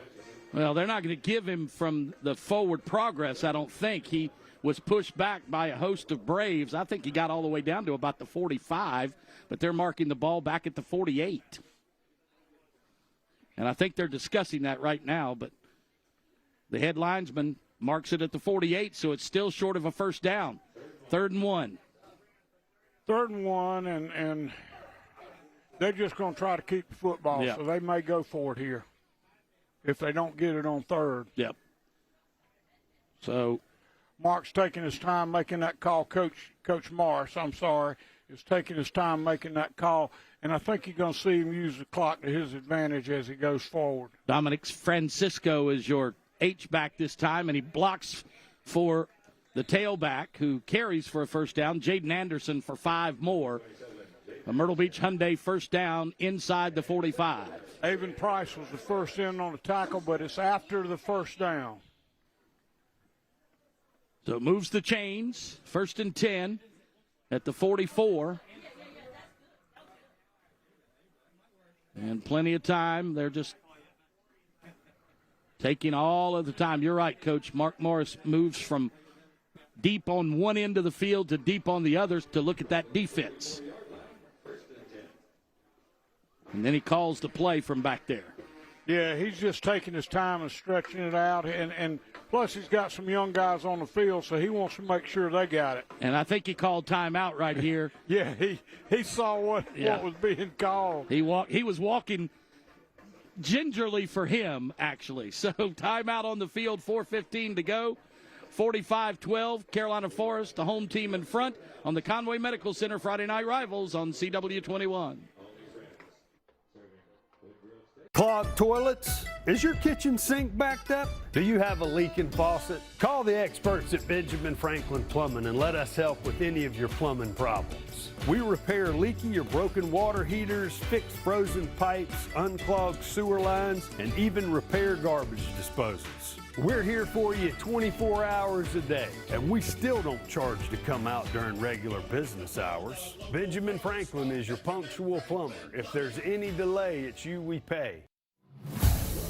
Hi, I'm Lenore Sellers, South Carolina football quarterback. In football, making the right call can mean the difference between winning and losing the game.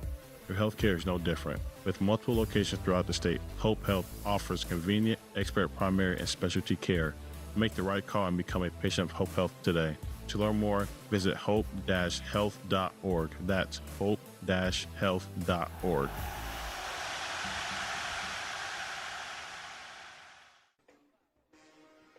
All right, I think Coach Morris got his point across during that timeout.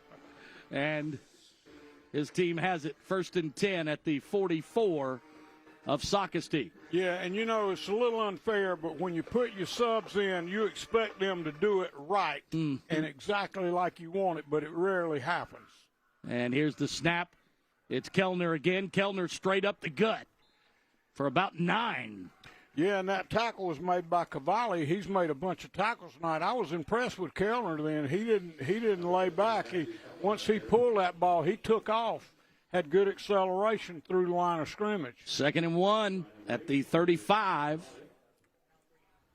Under 4 minutes now. And Coach Morris is doing exactly what he wants to do with this drive. He just wants to burn time. He wants to give some guys a look that haven't had an opportunity, and this is the way to do it. So he, again, sends Francisco to the left as the H-back, and he's the lead blocker again, this time for Jaden Anderson. Francisco does a nice job just pushing the pile back so Anderson can get the first down, and I think he got just enough.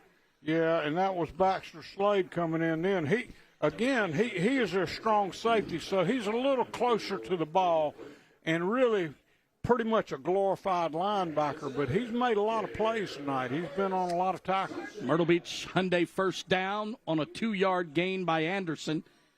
Pushes it down to the 33. Getting closer to the Robinson Community College red zone. We were just talking about where Mark Morris started. He was at St. Andrews. You said he played baseball there and then coached at Scotland, and that's right near Robeson County. And a big spinning move by the receiver for Carolina Forest. That's the first catch of the night by Andrew Shoup. And penalty flags are down after the play for all the pushing and shoving. I believe it's going to go against the Braves, too. I see 3 flags on the turf. There was a lot of extracurriculars after the play. That's going to move it into the Robinson Community College red zone.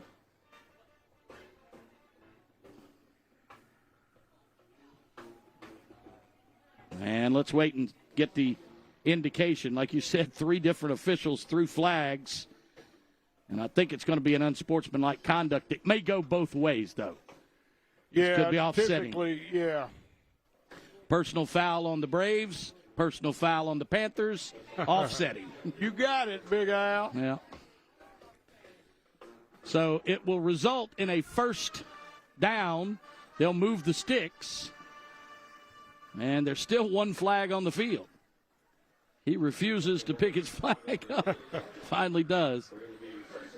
So, and that's just outside the 10-yard line, so they can pick up a first down without a touchdown inside the 2. And he's going to let time run. He's going to give them plenty of time to think about this one.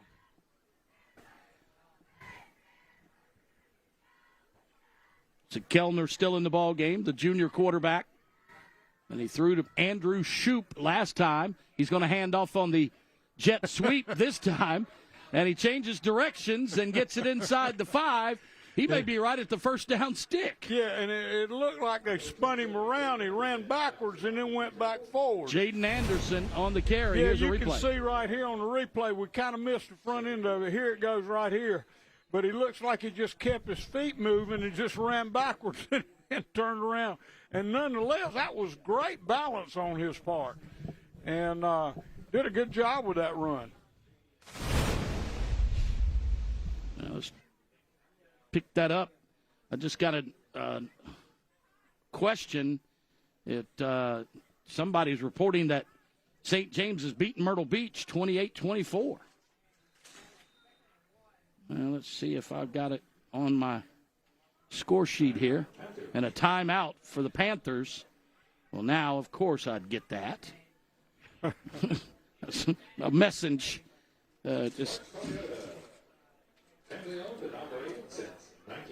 Well, I can't get this deal off of here now. I've got Myrtle Beach 24, St. James 14. Okay. That's in the third quarter, Yeah. so it's fourth quarter now. Yeah. I would imagine. Well, I can't get this. But you know how that is. Score stream, you just don't know what point the game is. Exactly. And I can't get this off my phone now, Coach, so my score stream may be done for the night. Mine might be too, the button I just picked, because I'm getting prize picks now.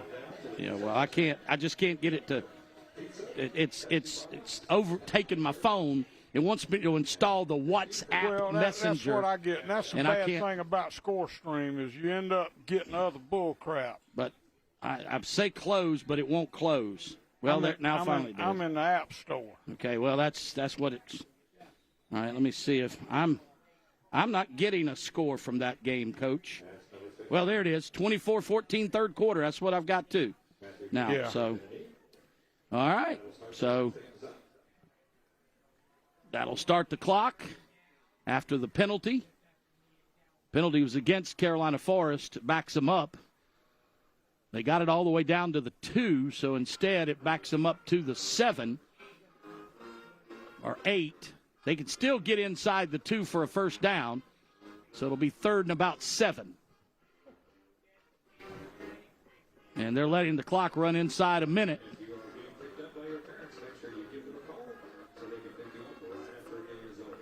And the play clock hasn't even started. It's still at 25, so it may be broken. It's not. It should be running by now. And they're going to take a snap and take a knee. Kellner takes the knee, and I don't think he'll have to take another snap. That'll do it.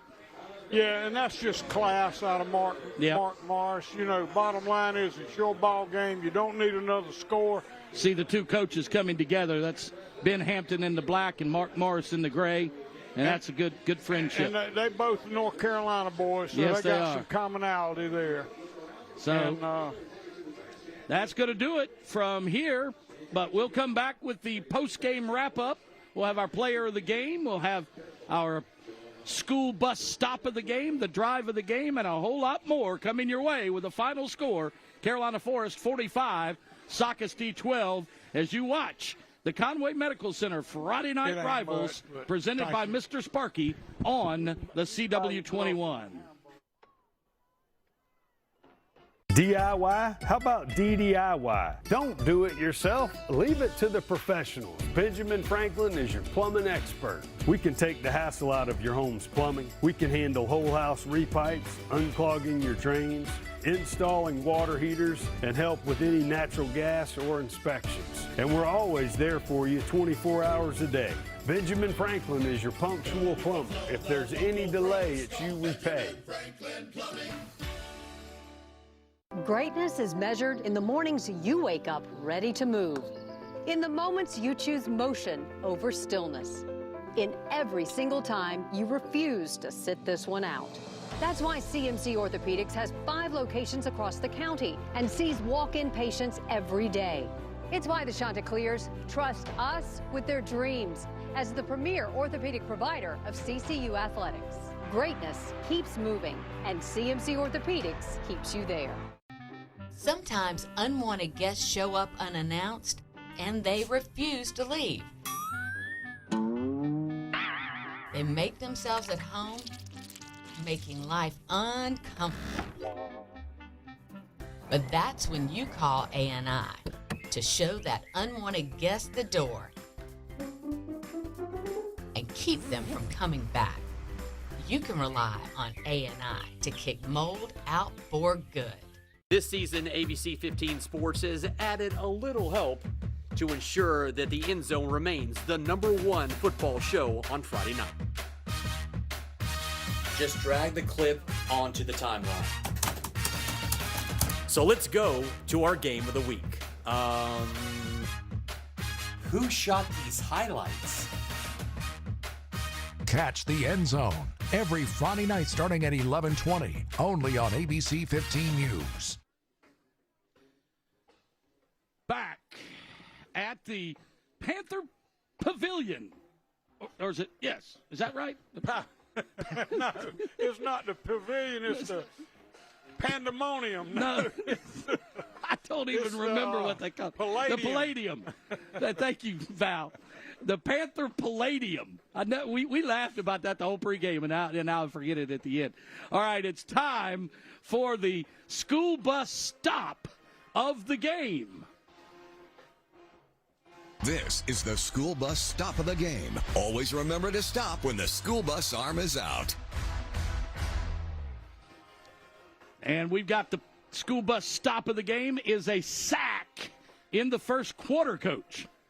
This was a good one. Oh. Yeah, and that kind of set the tone. I mean, Socastee was moving the ball a little bit, but he was able to come up and make the play on that. And they were actually on that side of the field but didn't get anything out of it, and I think that was an important start. They didn't even give Royals time to decide what to do. Right. Here he was on top of him so and quick. He came from the backside. He barely saw him out of the corner of his eye. This is the school bus stop of the game. Always remember to stop when the school bus arm is out. Final score, 45-12. The Carolina Forest Panthers are winners. And, Coach, it's time for the drive of the game. And the first touchdown was on the first play of the game, a great pass. But then on the next drive, they had to move it down the field, and Jaron Fox took it in from just outside the 10. Yeah, and we really could have picked a bunch of them, but I think that one just kind of set the tone. That second score was saying, okay, we can do this at will. Yeah, they scored early and often. And, of course, we're going to have our player of the game and the award presentation down on the field now with our buddy Rodney Berry on the field with head coach Mark Morris and the Panthers. Hey, what a game, guys. Enjoyed it very much. Coach, Coach Jordan had high remarks for you prior to this game, and I see why, because this ball club is well coached, showed a lot of discipline. Give me your assessment on the game. No, I tell you what, we got a great group of young men here, play with a lot of character and a lot of pride, and they play hard and they play fast and just real proud of them right now. I mean, just a good group of kids. Yeah. On several fourth downs just moments ago, they bowed their back when it was time to bow their back. No, our defense played well tonight. I mean, we gave up a couple passes we wish we hadn't, but felt like our D-line controlled the game a lot tonight. Their quarterback, he had to make plays with a lot of guys running around him. So they played good tonight, and hopefully we can carry this on through the conference play. Well, we're approaching mid-season, and your team looks like they're hitting on all cylinders. Coach, we're going to give away a little leather and hardware. We're going to start with this leather. You got a gentleman here by the last name of Fox. Where are you, sir? I saw a tremendous motor. Looks like you're a north-south selection. Tell me a little bit about your teammates, because it don't happen without them, right? Yeah, it doesn't happen without them. They're very disciplined, very hard-working group, and I'm glad I wouldn't do this with any other group, and I'm just glad to have them with my back, and I got them with all my heart. Well said. Very impressed. Take that. All right, guys, it doesn't end with that. You see this beautiful trophy right here. This belongs to the Panthers. What do you say, guys? Oh, yeah. All right, back to you guys. Thank you, Rodney. And the Panthers are going after their third consecutive Beach Region title, Coach, and it looks like they're off to a great start. Yeah, they pretty much are the only ones that ever have that title at this point. That's true. And because this will be the third year of the Beach Region, and they have owned it for the first two. And, of course, in another region play tonight, Myrtle Beach seems to be up on St. James. At this time by a touchdown and a half. And Conway right now is up one touchdown over North Myrtle Beach. So those are the other games in the region. And going pretty much according to plan. And next week we will be here along the Grand Strand again, but St. James will be here at Carolina Forest. Myrtle Beach will be at Conway. That's where we'll be. Yes. And then, of course, North Myrtle Beach is at Socastee. The following weeks, we close out the season. Aner at Waccamaw and Marlboro County at Loris. We'll be going back to historic Henneford Field to close out the regular season. The Panthers average about 39 points a game, so they actually went over that tonight. Yeah, and there was no question about who had this game in hand from the get-go. I mean, we came out knowing that they did. So when we're done here in just a few minutes, you stick around on the CW21 for Law and Order Toronto back-to-back episodes. And then, of course, you turn over to ABC 15, where our buddy Brandon Dunn will bring you all the scores and highlights from around the Grand Strand, the PD, up into North Carolina for nearly 45 minutes with nothing but great high school football highlights. Yeah, and the best thing about calling a game this close to home is we can get back and take a look at Brandon before he ever gets started, and I'm looking forward to seeing Brandon tonight. All day tomorrow, it's SEC on ABC. Kentucky at Georgia could be a good. You keep saying the Panthers, or excuse me, the Wildcats are going to give the Bulldogs some trouble. They're going to give them a handful, baby. I saw them play down there at Ole Miss, and I was impressed with them. Well, Vanderbilt is trying to make it 2 in a row over Alabama, and then, of course, tomorrow night is the biggie. Miami and Florida State. I know Florida State will try not to go wide right again. And that one goes way back. Yeah. And so that ought to be a good knockdown drag-out, no question about it. Well, I think the only team that we kind of think's got a vacation this week would be the Gamecocks. Yeah, the Gamecocks are the only team that's off. Coastal Carolina is going up to Norfolk, Virginia to take on a very powerful ODU football team. And I tell you, Old Dominion has been playing very good football for many years now. They beat Liberty last week and Virginia Tech a couple of weeks ago. Right. So Coastal's got their hands full. Oh, yeah, I guarantee you they do. And you know, that's the thing about the college game, the times that I've been in the college game, early in my career and then later in my career, is you got to play well every given Saturday, because if you don't, every team is talented enough to beat you. Well, I can't wait till noon tomorrow to see the Clemson Tigers go to Chapel Hill. And the only Multiple time. I know you have such high regard for the Tar Heels. For Chapel Bill, absolutely. Absolutely. But the only multiple-time national champion head coach versus multiple Super Bowl head coach. I think it's only happened one time before. Yeah, and that's pretty interesting. And, of course, a lot of people have their opinions on Coach Belichick.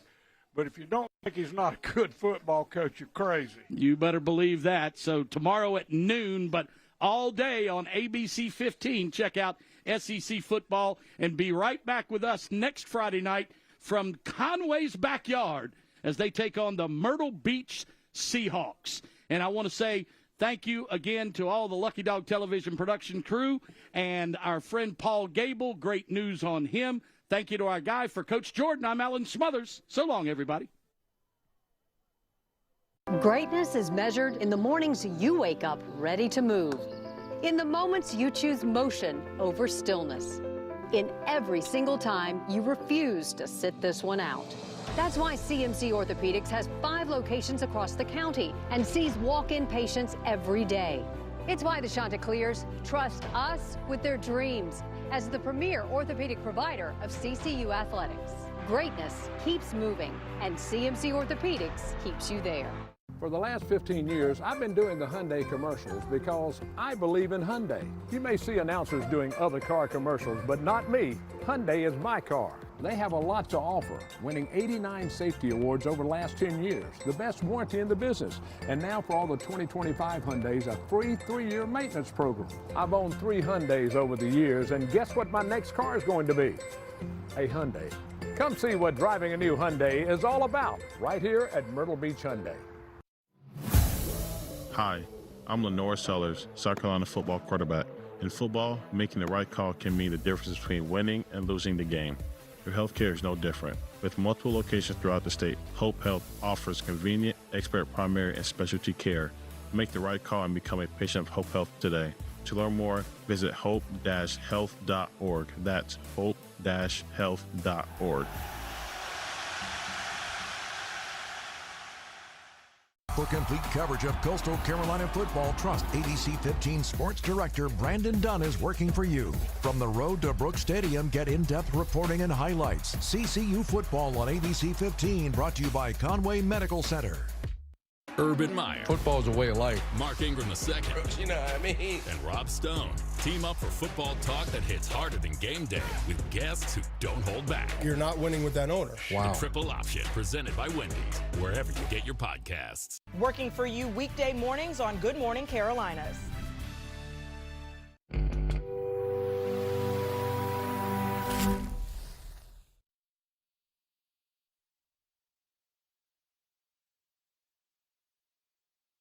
In Toronto's war on crime, the worst offenders are pursued by the detectives of the Specialized Criminal Investigations Unit. These are their stories.